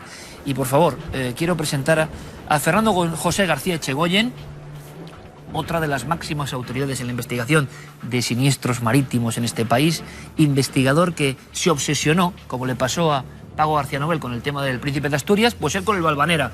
Yo recuerdo perfectamente, como si fuese hoy en Valencia, hace unos casi 15 años, cuando me encontré con este libro, El misterio del Valvanera, y yo desconocía absolutamente todo en torno a este Titanic, entre comillas, español. Y yo quiero que ustedes hoy tengan esa sensación, la de abrir un libro televisivo del que se desconoce prácticamente todo. Gracias por estar con nosotros. Gracias a ti, Iker. Buenas noches. Bueno, y me has traído algo que te aseguro que va a estar yo como mitómano en lo más granado de las bibliotecas que tenemos con todo tipo de documentos, o en este mismo lugar entrañable, incluso con una pequeña anécdota que, mira, es que esto no le dan esto todos los días y hay que comentarlo, ¿no? ¿Esto qué es? Eso es un trozo de la cubierta del Valvanera. Sobre los vaos son las vigas que aguantaban la cubierta, que están recubiertos de pólipos de coral. Si tú levantabas en algunas zonas aparecían trocitos de madera que al tocarla se deshacía. Pero hubo 2 o 3 trozos que pudiésemos recuperar, y ahí tienes uno de ellos. Es un trozo, una astilla de madera de la cubierta del Valvanera. ¿Cómo te lo agradezco? Gracias de verdad. Esto también es el resumen, más allá del propio libro, documentos, investigaciones, fotografías, de verdad. Espero incluso que esto, y ojalá hoy demos fuerza para ello, se reedite, porque es que es otro misterio del mar con tantos y tantos españoles a bordo, tantos enigmas. Pero esto también, Fernando, es un poco la sana obsesión que decíamos, que te acaba atrapando, te acaba metiendo en su torbellino y uno acaba su vida dedicándola prácticamente a saber qué pasó con un barco que, bueno, tiene un siglo casi de misterios, ¿no? No deja de ser extraño todo esto. Por supuesto, además date cuenta de una cosa. Cuanto más investigamos sobre el Valvanera, nos damos cuenta que menos sabemos. Ahora, hace unos días, por ejemplo, hemos podido determinar el día y aproximadamente la hora en la que se hundió el barco, porque no lo sabíamos. No sabemos siquiera el número exacto de pasajeros que llevaba, eso es un misterio. No sabemos cómo fue, digamos, con un 100% de certeza su final. No sabemos en qué condiciones estaba el barco cuando el capitán decide no entrar en La Habana. Hay muchas cosas que desconocemos y sobre todo me doy cuenta de lo mucho que las personas que allí perecieron necesitan ser recordadas. Ten en cuenta que las personas que mueren en el Valvanera no es que sean pobres, es que son paupérrimas. Son el estrato más bajo de la sociedad española, que huye de un país en 1919, después de la Primera Guerra Mundial, que estaban en la más absoluta miseria. Unas personas que pasan media vida luchando por reunir las 70 pesetas que valía el pasaje del Valvanera. Unas personas que mueren de la forma más espantosa que nos podemos imaginar. Luego, si quieres, podemos hablar de eso, en mitad de la nada, en mitad del océano. Y creo que se merecen que las recordemos y que sepamos cómo fue su final. Vamos a recordarlo, te agradezco. Bueno, tenemos 2 grandes contadores de historia, sin duda, aquí esta noche, y lo estamos viendo, ¿no? Cuando hemos hablado del concepto barco, siniestro en el mar, hay algo que conecta con todos nosotros, ¿no? Como si la propia historia de la humanidad fuese la historia de los viajes, de la exploración o de la búsqueda de una mejora, como ocurría con tanta gente, muchas del archipiélago canario, en este viaje del Valvanera. Pero hemos escuchado la historia del zahorí del Valvanera, que ya es como una guinda, ¿no? Y me gusta. Así a bocajarro, una primera impresión. Tú me decías, Paco, que el libro era fantástico, ¿no? A mí me ha parecido un libro sorprendente, me ha gustado mucho descubrir y leer el zahorí del Valvanera, porque una de las cosas que yo he tratado de investigar y de conocer, no solo de este naufragio, sino de otros, es eso de los presentimientos de los que hablaba el profesor García Ramos. Aquí hubo muchos presentimientos. Cuando yo investigué el Príncipe de Asturias, pues conocí a muchas familias que habían perecido sus antepasados en ese transatlántico. Una de esas familias es la familia Benítez Perdigón. He traído unas fotografías de ellos que vivían en la isla de La Palma, en Canarias. Bien, pues la mitad de los miembros de esa familia murieron en el naufragio del Príncipe de Asturias y la otra mitad murieron 3 años después en el Valvanera. Esto ya no es que sea una maldición familiar o un gafe o una desdicha, una fatalidad. Es que yo creo que habrá pocos casos así en el mundo, ¿no? Claro, y date cuenta que hay un dicho popular que ha durado muchos años en la isla de La Palma, donde decían: ojo, no subas a este barco que sube un Benítez Perdigón. Bueno. Porque habían dado ya mal fario a la navegación. Pero es bien curioso lo del presentimiento, porque yo tengo un documento escrito por una de las descendientes de esa familia que cuenta cómo una noche antes de embarcarse en el Valvanera, 3 hermanas que perecieron, las hermanas Carmencita, María del Pino y el hermano Juan, que tenían 6, 2 y 1 año, durmiendo junto a Pilar Perdigón, que es la que ha escrito ese documento, despertó llorando Carmencita y diciendo: mamá, no quiero irme a Cuba, no quiero subir a este barco porque he soñado que iba a hundirse. Perecieron las 3 con su madre Francisca en el Valvanera. Claro, y si esto, Paco, va más allá de la pura casualidad, o a toro pasado es fácil que haya en casi todos los viajes, indagamos, personas que les entre el miedo y crean que van a naufragar. Vamos un poco más allá, porque yo creo que Fernando habla en su libro de otra familia que en Las Palmas también le ocurrió algo parecido. Hay 2 familias más. ¿Qué pasó? La familia Zumalave, una niña que parece que tenía parálisis infantil, porque cuando hablan de ella, los romances populares canarios hablan de la niña cojita del Valvanera, y que se niega a embarcar, le da un ataque de histeria y dice que el barco se va a hundir. Tal es el estado de la niña que la madre decide desembarcar en Santiago de Cuba, porque no hacía más que llorar y gritar diciendo que el barco se va a hundir. Hay un segundo caso, que es la familia Brito Ramírez de Telde, padre, madre y 6 hijos. La madre además iba embarazada y el niño pequeño tampoco quería embarcar en el Valvanera. Decía que sí le iban a comer unos monstruos, unos bichos. Curiosamente, los más pequeños de la familia son los que parece que se les despierta algo cuando llegan justo al momento de zarpar. Probablemente es el estrés que les provoca el viaje, lo desconocido. Ten en cuenta que no estamos hablando de un viaje de ir de Málaga a Madrid, estamos hablando de un viaje que tienes que cruzar todo el océano Atlántico hacia una vida nueva e incierta, por supuesto. ¿Cómo era el viaje en el aspecto de tiempo, para que nos hagamos una idea? El viaje, saliendo desde Barcelona hasta llegar a La Habana, venía a ser algo más de un mes. Los viajes en los transatlánticos españoles eran un infierno. Los emigrantes dormían en las bodegas, no dormían en camarotes. En los entrepuentes, que digamos, que para que lo entiendan los amigos que nos están viendo, eran una especie de pisos, de plantas que había en las bodegas y en los que se armaban cientos de literas. Ahí dormían las personas. Como un barracón. Eran peor que los barracones cuarteleros. Muchos barcos no tenían comedor de migrantes. Apartaban las literas, montaban unas mesas y ahí comían. Los servicios higiénicos eran inmundos. Lo único bueno que tenían los barcos españoles era la comida.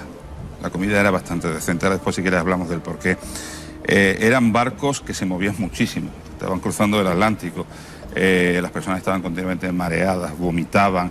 En fin, el viaje era un suplicio. Hacía muchísimo calor a bordo de estos barcos. Vamos a ver una cosa, que yo creo que en un instante nuestros compañeros... Hay imágenes que eso yo también lo desconocía. Imágenes de ellas, de alguna forma, de la verdad de esas imágenes, ha salido esta astilla, de ese casco, de ese pecio, de ese esqueleto, ¿no? Ya de lo que fue el Valvanera. Y son sorprendentes y un poco enigmáticas también, ¿no? Como toda imagen submarina de barcos que tenían su vida, ¿no? Sus proyectos, y de repente todo acabó. ¿Qué podemos leer aquí? Pues mira, eso es la cubierta de proa. Eso es donde dormían los emigrantes en la bodega de proa. Ahora estamos subiendo a la cubierta de maniobra de proa, nos vamos aproximando a ella, digamos la zona donde se hacían las maniobras de atraque y desatraque. Eso que se ve ahí, por ejemplo, es un portillo. Esa luz que se ve ahí, esa luz que se ve ahí, ¿sí? Es este portillo que tenemos aquí, que lo recuperamos en la segunda expedición. Es esa luz, justamente ese portillo, ¿no? ¿Qué es lo que más te impresionó después de ser investigador, digamos, a fondo? Porque yo me imagino el impacto visual, ¿no? Uno ha visto documentos, ha registrado todo, ha pasado media vida buscando elementos y de repente, por vez primera, te encuentras con el Valvanera, ¿no? ¿Qué es lo que más... ¿Cuál es la diapositiva que se te quedó más fijada, La diapositiva, ¿no?, que se me quedó a mí, el momento, la instantánea que se me queda es cuando llegamos a Half Moon Shoal, el bajo de la media luna, que por cierto estaba balizado con una baliza, con una especie de señal de tráfico, y de la superficie del mar se ve una inmensa mancha roja, que es el casco del Valvanera. Además, cuando estás encima te das cuenta del barco tan enorme que era, porque hablamos del Valvanera, era un barco impresionante, ¿no? Esa es la imagen que a mí se me queda. Además es un lugar con mucha fuerza. No sé si es la sugestión que te produce el hecho de estar encima de una leyenda, porque para mí, lógicamente, el Valvanera tiene un componente importante de leyenda, ¿no? Pero es un lugar que emana fuerza, que te hace sentir muchísimo respeto. Hemos escuchado a García Ramos hablando de hipótesis casi, o leyenda urbana, o conspiración, prostitución, oro, todo tipo de conjeturas, pensando que eso fue un viaje interrumpido, digamos, adrede, que no fue solo la naturaleza. ¿Qué opináis? Lo de la prostitución, a mí me gustaría simplemente decir, porque se ha hablado y ha hablado García Ramos de la maldición porque había prostitutas. Efectivamente, al Valvanera se le ha llamado el pecio de las putas, y efectivamente es que había prostitutas. Porque lo que no se ha sabido durante muchos años y se ha podido desvelar recientemente gracias a investigaciones que se han hecho recientemente en las universidades de Canarias, es el engaño que hubo en esa época, la trata de blancas que hubo, de gran cantidad de mujeres de las Islas Canarias que fueron llevadas a Cuba con la promesa de un trabajo, y que una historia que nos suena, ¿no?, que es actual. A mitad del recorrido les contaban realmente cuál era su destino, la prostitución. Más datos. Me gustaría que fueses casi telegráfico para que todos lo entendamos, porque hay algunos datos nuevos. Hay datos nuevos ahora. Incluso del momento de grabar el reportaje ahora hay datos nuevos, y esto me interesa. El problema de ubicar el momento exacto del hundimiento del Valvanera es que había muy poca documentación al respecto, más que nada por la opacidad del gobierno de Cuba. O sea, lo que pasa es que últimamente me han llegado a mí una serie de informes de meteorólogos de la época, incluso un informe del Instituto Nacional Meteorológico de Cuba, en el cual describen muy bien el ciclón, describen los tiempos y describen las horas. Incluso describen las comunicaciones que tuvo el Valvanera con tierra. Siempre se ha dicho que el Valvanera se hundió por culpa de su capitán, Ramón Martín, un marino gaditano de 33 años, un hombre de mucho prestigio y de mucha experiencia, contrariamente a lo que decía. Llevaba 18 años en el mar, que ya son años. Y cuando está en Santiago de Cuba, el capitán Martín Cordero telegrafía a La Habana, al Colegio de Belén, un colegio de los jesuitas, donde hay un extraordinario observatorio meteorológico. Y el director del observatorio, el padre Gangoitia, le telegrafía y le dice que no hay peligro por el ciclón. Estamos hablando del 5 de septiembre.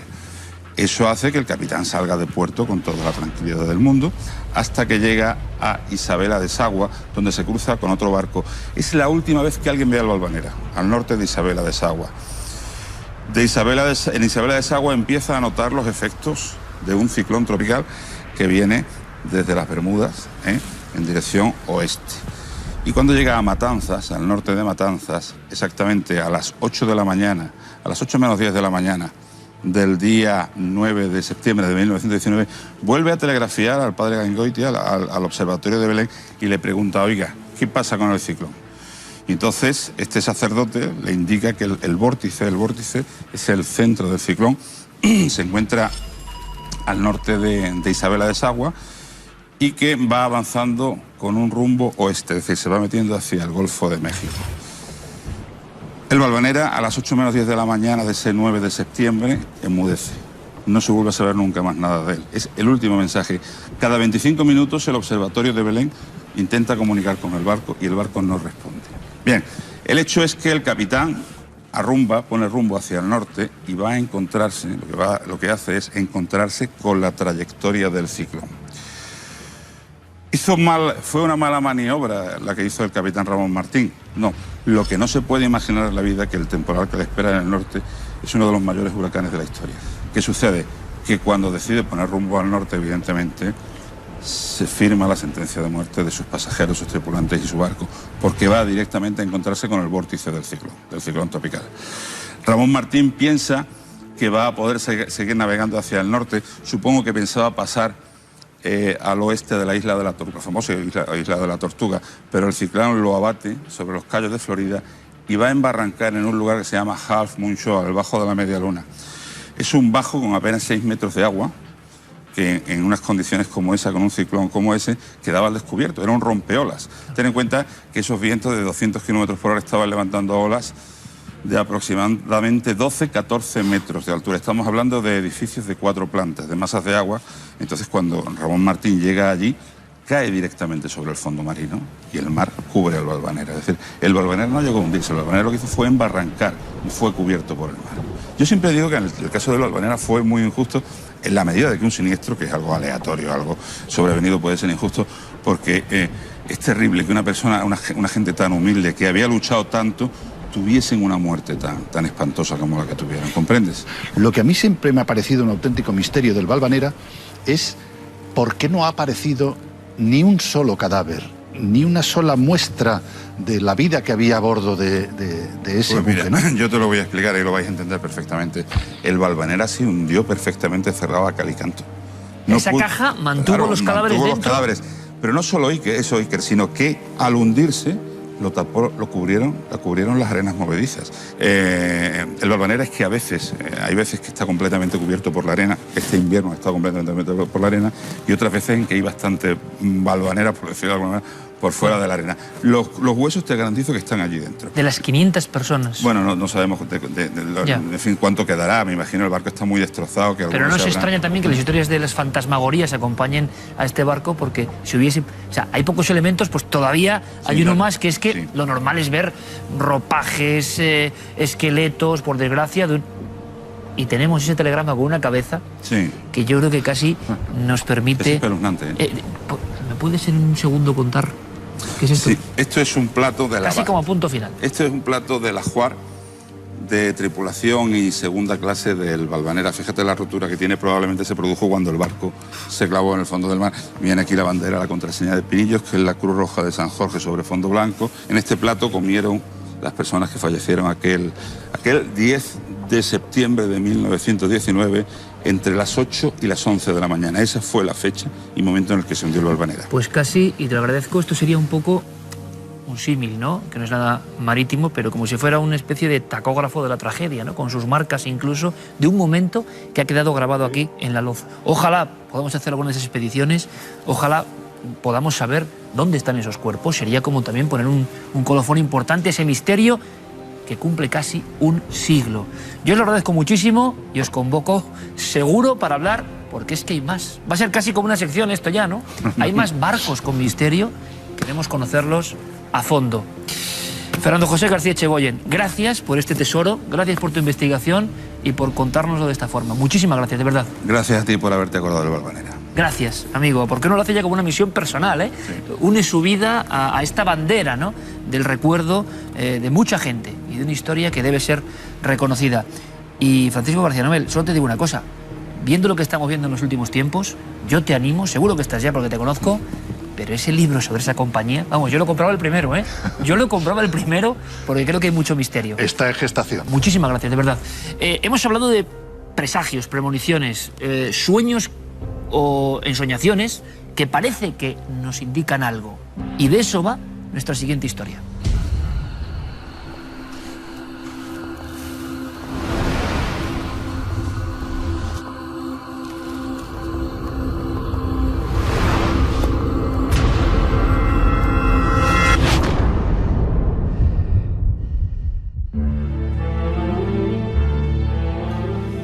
cabe duda, la vieja fotografía tiene un influjo muy especial, un influjo o un embrujo que trasciende, que atraviesa el tiempo y las generaciones. No hay más que aproximarse en el silencio a una de ellas, ¿no? Por ejemplo, esta que ustedes están contemplando y que es el inicio de una historia muy emocionante. Es un niño a caballo en algún pueblo de Aragón en los años 20. Y mirando su rostro parece que con esa intensidad, ¿no?, nos quiere decir algo, pero tiene los labios cerrados. La imagen es la que habla, como si fuese un sueño, una ensoñación en el tiempo, perdida, y que vuelve por algo y para alguien. Una joven espectadora nos enviaba esta foto y adjuntaba a ella, como con un clip lleno de sentimientos, toda una historia contada a través de sueños. Ustedes y yo lo sabemos, los sueños a veces son reveladores. Los sueños se adelantan a nuestra percepción, los sueños siguen siendo magia cotidiana e incomprensible. Pero no les puedo contar más, porque desvelaría esta, sí, ¿por qué no decirlo también?, fantasmagórica historia. ¿Cuál es el secreto de esta foto, de este niño y de esta mirada?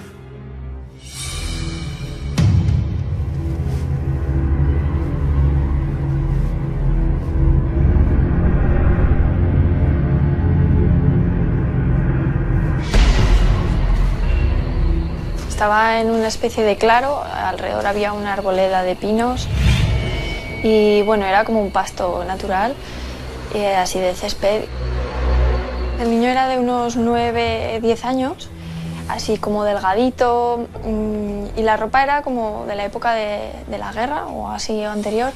Es de una parte de la que me acuerdo bastante bien porque llevaba unos pantalones cortos, unos calcetines altos y una chaqueta de lana. Estaba de pie en el campo y mirando al suelo y se agacha a tocar la tierra con un par de dedos, rebuscando algo que aparentemente estaba superficial. Veo una placa en la que hay unos números, aparentemente una fecha de nacimiento, un guión y la fecha de defunción. Yo interpreto obviamente como la fecha de nacimiento y muerte del niño. Y no veo todos los números, de hecho de cada cifra falta un número. En la de nacimiento sería 1900, falta la tercera cifra y se ve un 7, y en la de defunción se ve un 1920, no se sabe.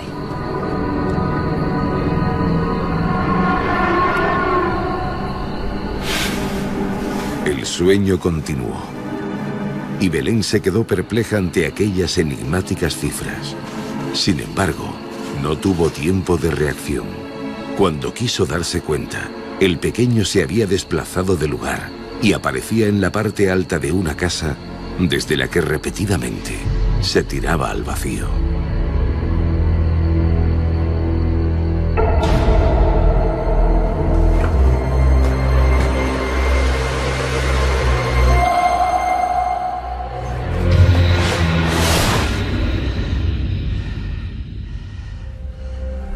A mí me parece que quizá fuera una parte relevante de su vida o quizá de algo que pudiera desencadenar su muerte o algo que, pero se repetía muchas veces y parecía querer tener ese significado, ¿no? Las incógnitas se multiplicaban en nuestra espectadora. ¿Quién era el misterioso niño? ¿Qué quería indicarle con la funesta placa y aquella dramática escena? Muchas de las respuestas las encontraría en su propio entorno. Un hermano de su abuela Carmen, de nombre Andrés, había fallecido en los años 20 en extrañas circunstancias. Un hecho que la propia Belén desconocía por completo. Yo oí que había muerto, que fue un trauma para todos tremendo. Nada, llamaron al médico, era el cumpleaños, y la criada que tenían, que tenían un comercio mis padres, y bajó a llamar, que está muy mal, suba, que está mal, pero se acostó también. Subió mi madre corriendo y estaba ya muy mal. Vino el médico y murió en Sagueta. Mi bisabuelo le costó asumir el hecho de esta muerte infantil y prematura. Y antes de que se echase el cemento sobre la tumba, porque está enterrado dentro de una iglesia, pues él llegó a intentar sacar de nuevo el cuerpo.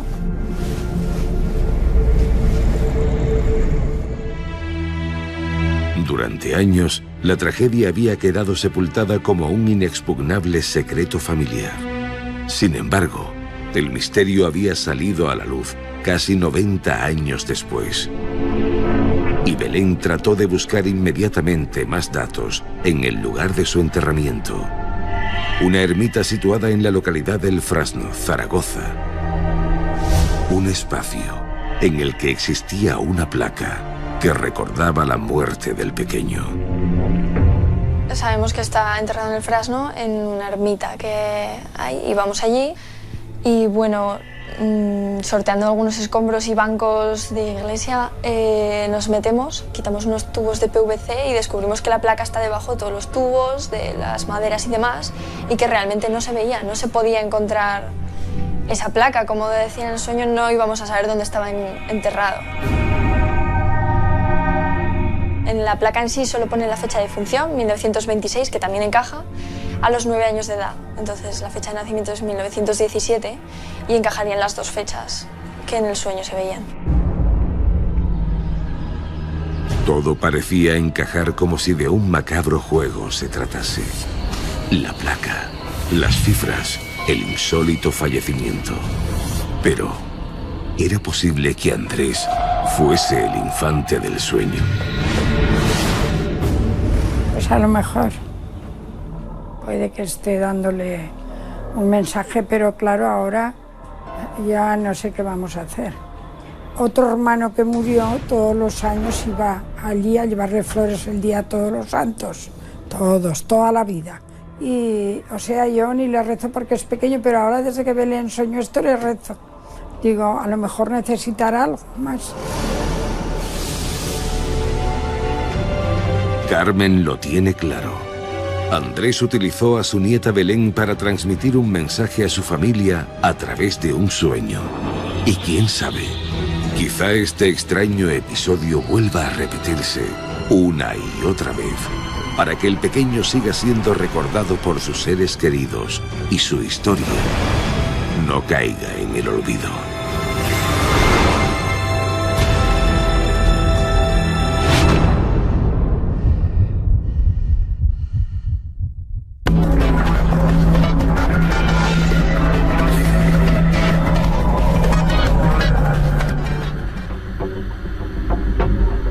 Así son los sueños reveladores.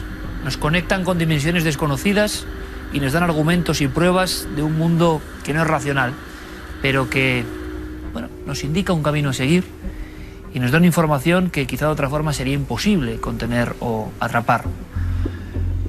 Toda la humanidad sueña con cosas en ocasiones que luego se cumplen, que están ahí, como si fuese una última puerta a la que algo golpea, ¿no? Algo que viene del otro lado. Ese otro lado tiene muchas caras, ustedes ya lo saben, tiene muchas formas aparentes de expresión, y una de las más impactantes, y luego ahí arriba les comentaré algo en torno a cómo yo, con enorme impacto y miedo, yo no sé si lo he contado ya, porque a veces me repito, descubrí en torno a las psicofonías. Oye, es un término aceptado, ¿verdad? Psicofonías. No es que no tenga mayor misterio, sino que todo el mundo sabe de lo que estamos hablando, pero en los años 70 eso no era así. Evidentemente no era así. Van a escuchar a todo un maestro de la comunicación. Yo tuve la fortuna de tratarle durante varios años, de compartir muchas confidencias, y cada vez que sale de nuevo en la videoteca se produce ese silencio reverencial. Alguien que creía profundamente en lo que hacía y que nos trajo ese mundo de las psicofonías de Centro Europa. El impacto auditivo era enorme y lo sigue siendo de alguna forma, ¿no?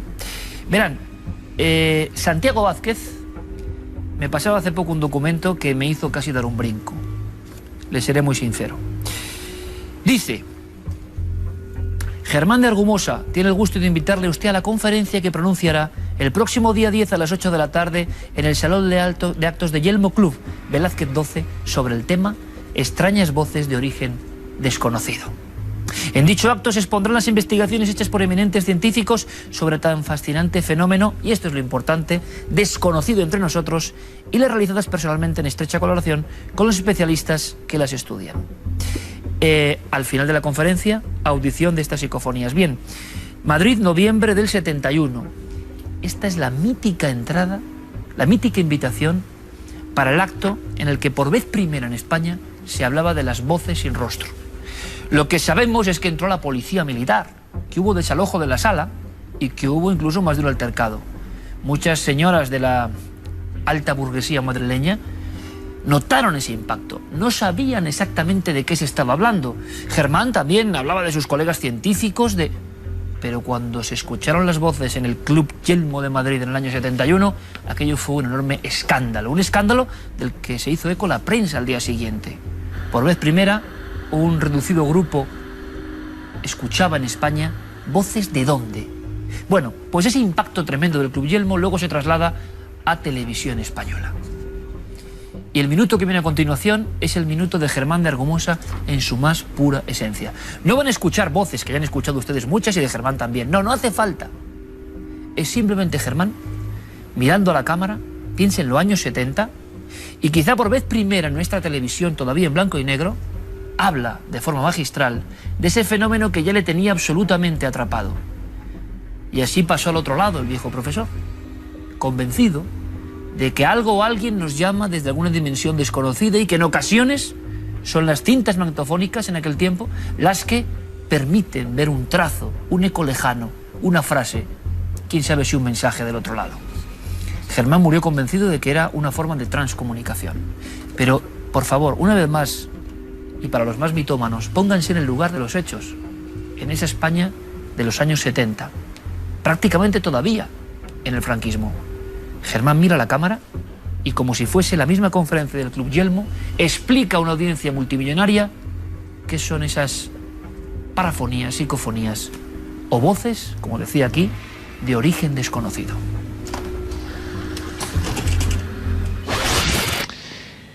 Es un fenómeno que comenzó siendo sumamente discutido, pero sobre el cual hoy no hay la menor duda en cuanto a su realidad. Es un hecho cierto. Hay voces que se graban en las cintas magnetofónicas, voces que incluso responden a preguntas que formulamos, voces que incluso se manifiestan en lenguas que desconocemos. Y no solamente voces, también en ocasiones se graban extraños ruidos, a veces violentísimos, cuando precisamente la experiencia, todas estas experiencias, se están realizando en el más absoluto silencio. Ahí lo han visto, Germán de Argumosa explicando a un amplísimo público, a toda España, qué era esto, en torno a lo cual ya trabajaban en el centro de Europa sobre todo, y también universitarios, pero el impacto fue enorme. Y eso sí que es importante. La videoteca nos reconecta con imágenes que son parte de nuestra genética. Lo he comentado en alguna ocasión, somos hijos de nuestras imágenes y también de nuestros sonidos, de los sonidos que nos han marcado.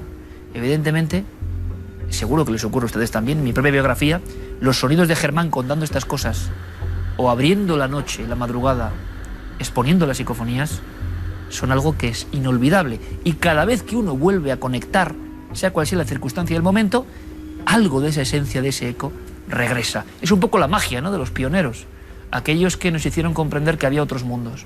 ¿Tenía razón Germán o no? Eso yo no lo sé. Lo que sí sé es que él, repito, acabó convencido.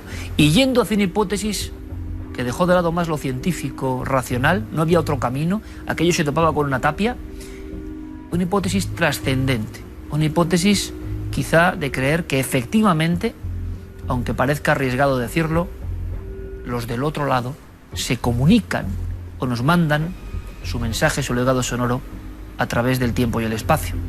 Y somos capaces de percibirlo. En fin, Germán, imaginen ahora, ¿verdad?, en la conferencia, con personas que no sabían lo que iban a escuchar, hablando así y poniendo el viejo magnetofón de cinta abierta, e imagino que aterrorizando a todo el gran público, que era muy consciente, algo muy dentro de ellos decía, les indicaba que estaban asistiendo a una cosa excepcional. Cada uno luego, la hipótesis, ¿verdad?, la suya, libremente. Pero han pasado 40 años y el fenómeno de la psicofonía sigue sin descifrar del todo. Sigue ocurriendo, ¿verdad? Vamos ahora con otras cosas que siguen ocurriendo, las que ustedes nos cuentan en Gabinete de Expertos.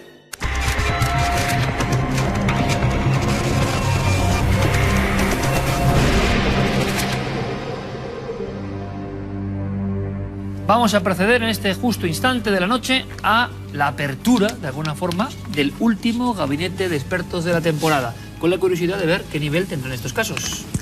Pues esta noche, Iker, comenzamos en Huelva con una historia que nos cuenta una chica.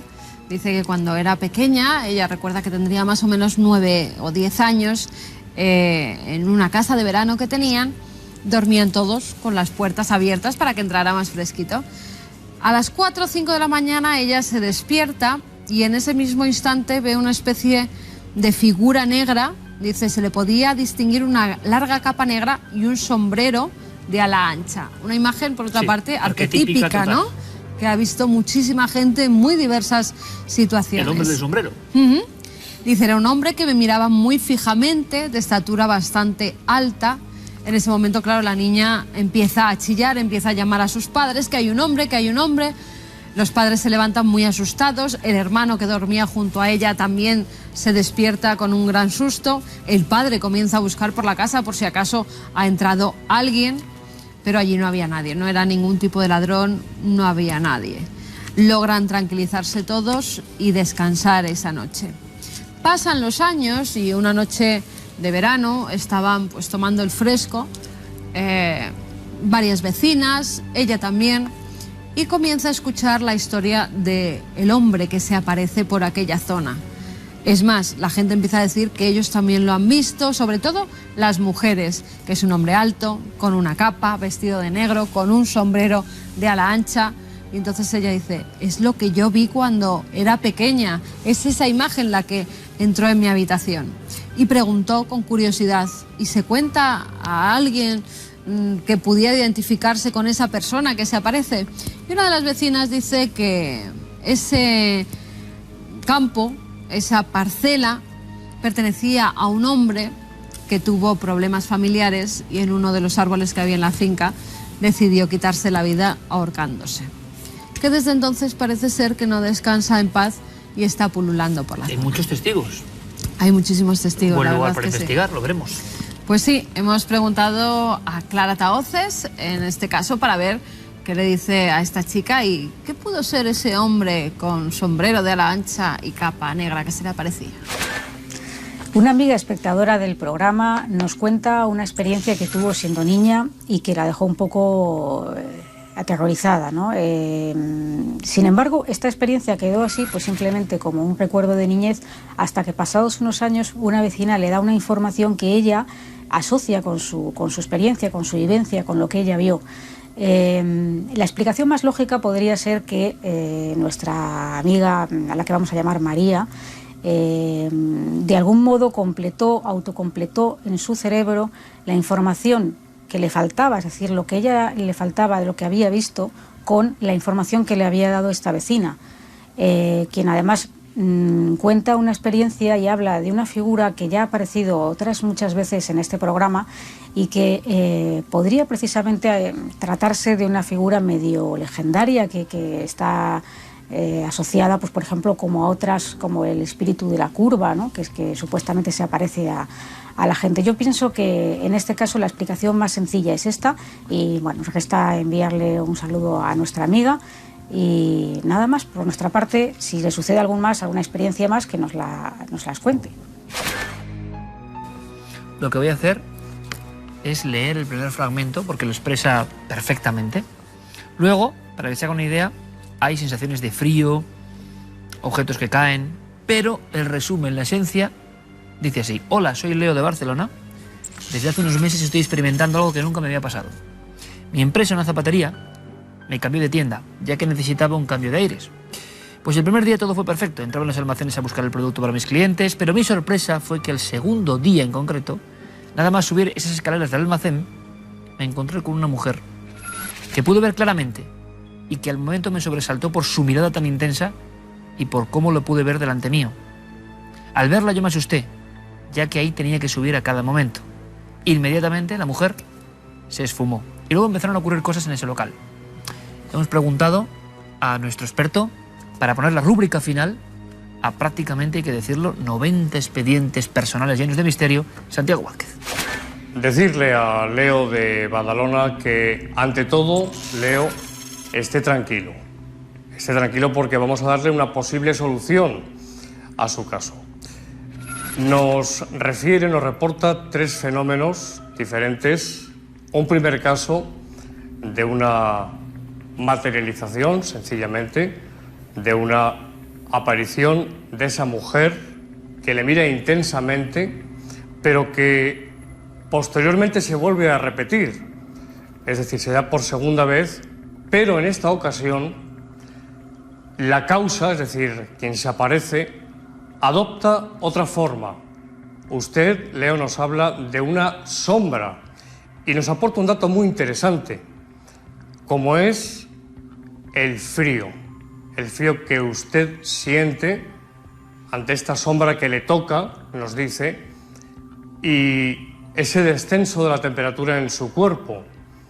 Este dato es muy significativo porque sabemos que, en efecto, cuando hay una actividad paranormal, en muchísimas ocasiones hay un descenso brusco de la temperatura y, por lo tanto, frío.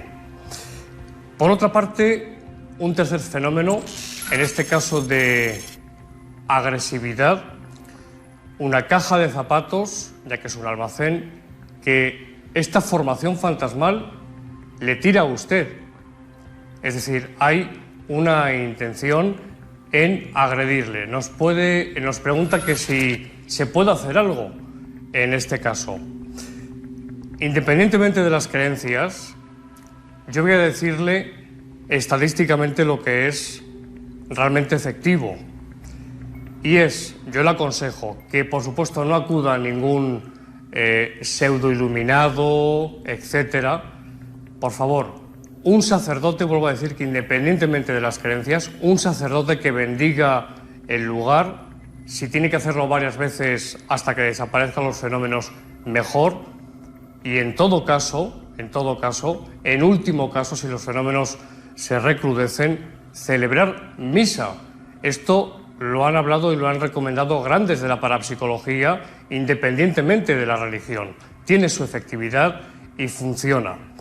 Si tiene alguna cosa más, pues nos escribe. Muchísimas gracias y un saludo muy cordial.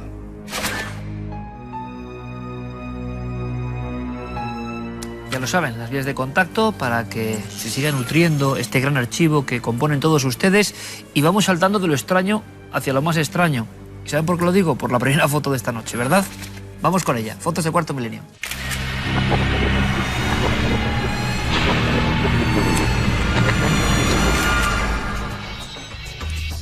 Esta semana comenzamos en Ceuta. Alejandro Torres Reguera nos enviaba esta fotografía. Como vemos, esto que vemos aquí en un primer término es el flash del teléfono móvil, porque es una fotografía que él hace con su móvil a una fotografía de papel. Y les voy a contar la historia de esa otra imagen. Nos decía que está tomada en el cuartel Monte Hacho, en febrero de 1995. Era un cuartel con varias garitas en las que, según nos comenta, no hacían guardia porque, al parecer, algunos soldados se habían quitado la vida en ellas y tenían fama de encantadas.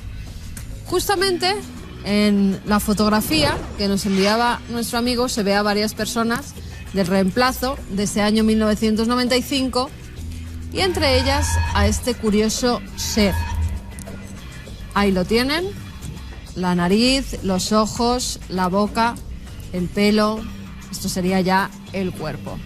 Guillermo nos dice que con el material que nos enviaba Alejandro es bastante difícil llegar a una conclusión, que tendríamos que tener la fotografía original porque esto puede ser fruto del reflejo del flash en la cámara sobre alguna de las fotografías que hay allí. Lo que sí es curiosa es la historia que nos cuenta sobre ese cuartel que verdaderamente tendremos que estudiar si es que ocurrían ese tipo de fenómenos. Y nos vamos hasta una isla. En este caso nos enviaban la fotografía desde la isla del Hierro. Nos decía el remitente que son los años 50, 60 aproximadamente. El lugar es Sabinosa, una pequeña localidad. Ahí vemos a toda una familia o unos amigos haciéndose una fotografía delante de una casa. Pero hace pocos años se dieron cuenta de que había alguien más Aquí no tengo ni que señalarles lo que es, ¿verdad? Ahí lo tenemos. Parece verdaderamente un ser de pequeñas dimensiones que está como agachado. No se le ve pelo en la cabeza. Está además mirando hacia la fotografía. Voy a volverla a poner para que lo vean perfectamente. Esta sería en blanco y negro la imagen. Y ahí tendríamos a nuestro pequeño ser que parece que no quiere perderse el momento en el que toman la fotografía. Guillermo nos dice que verdaderamente es una imagen muy curiosa, pero que a él le da la sensación de que puede ser un niño que está un poco agazapado, que vio que estaban haciendo una fotografía y para no salir en ella, pues hizo un poco así para adelante, que lleva incluso pantalones cortos. Yo no llego a ver hasta esos detalles, pero si nos lo dice nuestro analista, ahí lo tienen. ¿A ustedes qué les parece? ¿Un ser extraño o verdaderamente había alguien más que estaba pasando simplemente por allí? Si tienes fotografía tan curiosa como esta, si desea que las analicemos, hay 2 vías de contacto donde nos las pueden enviar. A través del correo electrónico cuartomilenio@4.com y nuestro apartado de correos 18.189 con el código postal de Madrid 28080. Hace bien poco, mi buen amigo Manuel Fernández, el realizador de este programa, me contaba una anécdota muy visual, nunca mejor dicho, lo de visual, que les puede sorprender. Conmigo ocurrió. Resulta que a un familiar suyo, a un sobrino, a un niño pequeño, le ponían delante un álbum de fotos, un viejo álbum, como puede ver aquí mismo, precisamente. Y entonces el niño de unos 2 años, al observar aquellas imágenes, lo primero que hizo directamente es quedarse muy fijo, acercar su mano y hacer así, intentando pasarlas como con la pantalla del iPad. Esto tiene muchas lecturas. La primera, que desde luego los creadores de estos sistemas, como el famoso, y aquí se ha hablado de él, Steve Jobs, era interesante lo que imaginaron, ¿no? Objetos intuitivos capaces de ser manejados por niños de 2 años. Mi hija, que todavía no tiene 2 años, ya maneja ese iPad también con relativa destreza, y uno puede alarmarse, sentir que eso es terrorífico, o darse cuenta realmente del poder de la imagen, de la interactividad y de la sensación de que muchas veces las generaciones no se entienden porque hay diferentes códigos visuales que les influyen de forma diferente. Es decir, para resumir, cada uno de nosotros somos hijos de nuestro tiempo concreto. No se parece ni al de nuestros padres ni al de nuestros hijos. Intentar combinarlos es muy complejo. Solo algunos impactos muy concretos de imagen o de sonido, como ahora voy a comentar, son transgeneracionales y pueden impactar de la misma forma o despertar emoción, entusiasmo en diferentes personas y tiempos. Pero la verdad es que, por ejemplo, yo mismo, que es a quien mejor conozco, creo yo, no lo sé tampoco, soy hijo de una época muy concreta y de una serie de estímulos que van llegando en momentos muy precisos. Volver a recibir ese eco, da igual el tiempo transcurrido, de inmediato, como si fuera un interfaz interno, ¡pum!, vuelve a provocarme como cuando olemos una esencia o recordamos una canción. De inmediato el cerebro, por algún tipo de componente mágico, se traslada, ¿no? Da igual el tiempo, lo han comprobado, ¿verdad? Da igual el tiempo transcurrido, porque da la impresión de que para las grandes cosas de nuestra alma, el tiempo, el espacio, las cuestiones lógicas no valen nada, son como invenciones nuestras. Precisamente, hace apenas una semana, en una gruta misteriosa donde las haya de verdad, en la Baume-Latron, en Francia, se volvían a datar unas pinturas que son muy raras, no se parecen a ninguna otra. Es más, hay figuras que parecen gigantescas serpientes con bocas abiertas, con brazos semihumanos que vagan por las galerías, o lo que parece, dicen que es un mamut, una araña en visión frontal. Es decir, ciencia ficción de hace 37.000 años, porque ese es el dato. Nuevas pinturas que, como hemos ido contando en esta sección, van cada vez más atrás en el tiempo. Y encima estas con una perspectiva vanguardista. Las podemos observar ahora con la tranquilidad del científico, del investigador, del curioso. Pero ¿en qué momento el hombre dividió el mundo entre lo objetivo y la imagen? ¿En qué momento un chamán, un enviado, yo no sé si del otro mundo, alguien muy especial, hizo algo y eso ya fue otra cosa? Ahí se inicia un largo camino que llega hasta ahora, hasta el iPad, hasta Internet, hasta ustedes y yo viéndonos ahora las caras. Todo comienza en ese momento, en la gruta profunda, cuando un individuo dice que eso también tiene propiedades, que eso es parte de la realidad, pero que es otra cosa. Esa idea de aproximarse a otra cosa, mediante impactos, nos ha impregnado en todo este tiempo. No solo la imagen, evidentemente la imagen nos cala muy hondo, es quizá lo más poderoso que existe, por eso cada uno somos hijos de las nuestras, y una persona puede sentir estremecimiento si ha vivido ciertos acontecimientos, por ejemplo la posguerra, las imágenes que ven un documental de la posguerra, nosotros no podemos, por mucho que nos esforcemos, verlas igual. Él está observando en esas viejas fotografías, por ejemplo, otra serie de códigos que son su propia vida. En las imágenes, como única patria, los últimos resortes de nuestra esencia más profunda. Pero ¿y los sonidos? Yo también soy hijo de la radio, y ustedes sé que muchos también. Hemos despertado al misterio en largas madrugadas, en noches donde la voz de Argumosa, por ejemplo, se abría paso. Y de verdad, cuando ahora, por ejemplo, en la biblioteca poníamos al profesor, que ya está en el otro lado, y seguro que ha descubierto lo que son las voces de esos otros, resulta que nos estremecíamos, ¿no? Pero era estremecimiento, era miedo, era impacto y al mismo tiempo era deseo de saber más. Y nada es parecido. Y uno vuelve a escuchar a Argumosa y aunque piense distinto, aunque sea más escéptico, más crédulo, aunque haya crecido, no. Hay algo de nuestro cerebro que filtra esos instantes de cuando éramos casi niños y escuchábamos la radio. O cuando escuchábamos el programa Miedo en Radio Nacional de España, recreaciones, dramatizaciones, con la voz de José María del Río en mitad de la madrugada, textos a veces de Chicho Ibáñez Serrador o José Antonio Valverde. Claro, uno empieza a pensar que es hijo de ciertas imágenes y ciertos sonidos. Seguramente mi hija mía no me entienda. Intentaré hacerle entender algunas cosas, pero creo que son muy positivas, muy interesantes. Pero ella está en otro mundo, un mundo que yo tampoco puedo alcanzar del todo. Pero negarme a él, satanizarlo como ocurre intergeneracionalmente, a veces es un absurdo porque el futuro ya está aquí. Y las nuevas dimensiones que nosotros ni entendemos, las que están ya en el inconsciente de muchos jóvenes, casi de niños, parecen propias de ciencia ficción para los que solo hemos nacido apenas 30 años antes. Esa es la gran carrera hacia el enorme misterio del ser humano. Empezó en una caverna profunda, empezó dividiendo lo objetivo y creando un mundo paralelo, que sigue siendo misterioso, que sigue siendo algo espiritual. Ha ido creciendo con el tiempo a través de los cuadros, a través de la fotografía, a través del cine, a través de las 3 dimensiones y ahora a través, yo no sé, de la informática elevada al cubo. ¿Cuáles serán los impactos visuales dentro de 100 años? No podemos ni imaginarlo, pero estoy seguro que todos sentiremos de vez en cuando un latigazo de misterio, algo que nos conecta, como a mí me ha pasado esta noche. Y yo espero que muchos de ustedes también. Sé que muchos de mi quinta, y más jóvenes y más mayores, recuerdan muy bien la voz del profesor. ¿Tendría razón? No. ¿Estaba en lo cierto? No. Yo no lo sé, pero hay que estar muy agradecido a esa gente que de pronto, una noche en la madrugada, nos condujo, casi sin saberlo, o sin saberlo nosotros, por un camino. Yo creo que, en el fondo, todos somos hijos de esas pistas que algunos van dejando. Me parece un bonito legado. Ojalá nosotros, yo mismo, o mis compañeros, estemos ejerciendo lo mismo con un sinfín de personas que de pronto han sentido algo. Mejor, peor, pero algo distinto.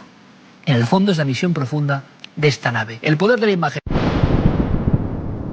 Si esto te ha puesto los pelos de punta, espera, porque lo siguiente es aún peor.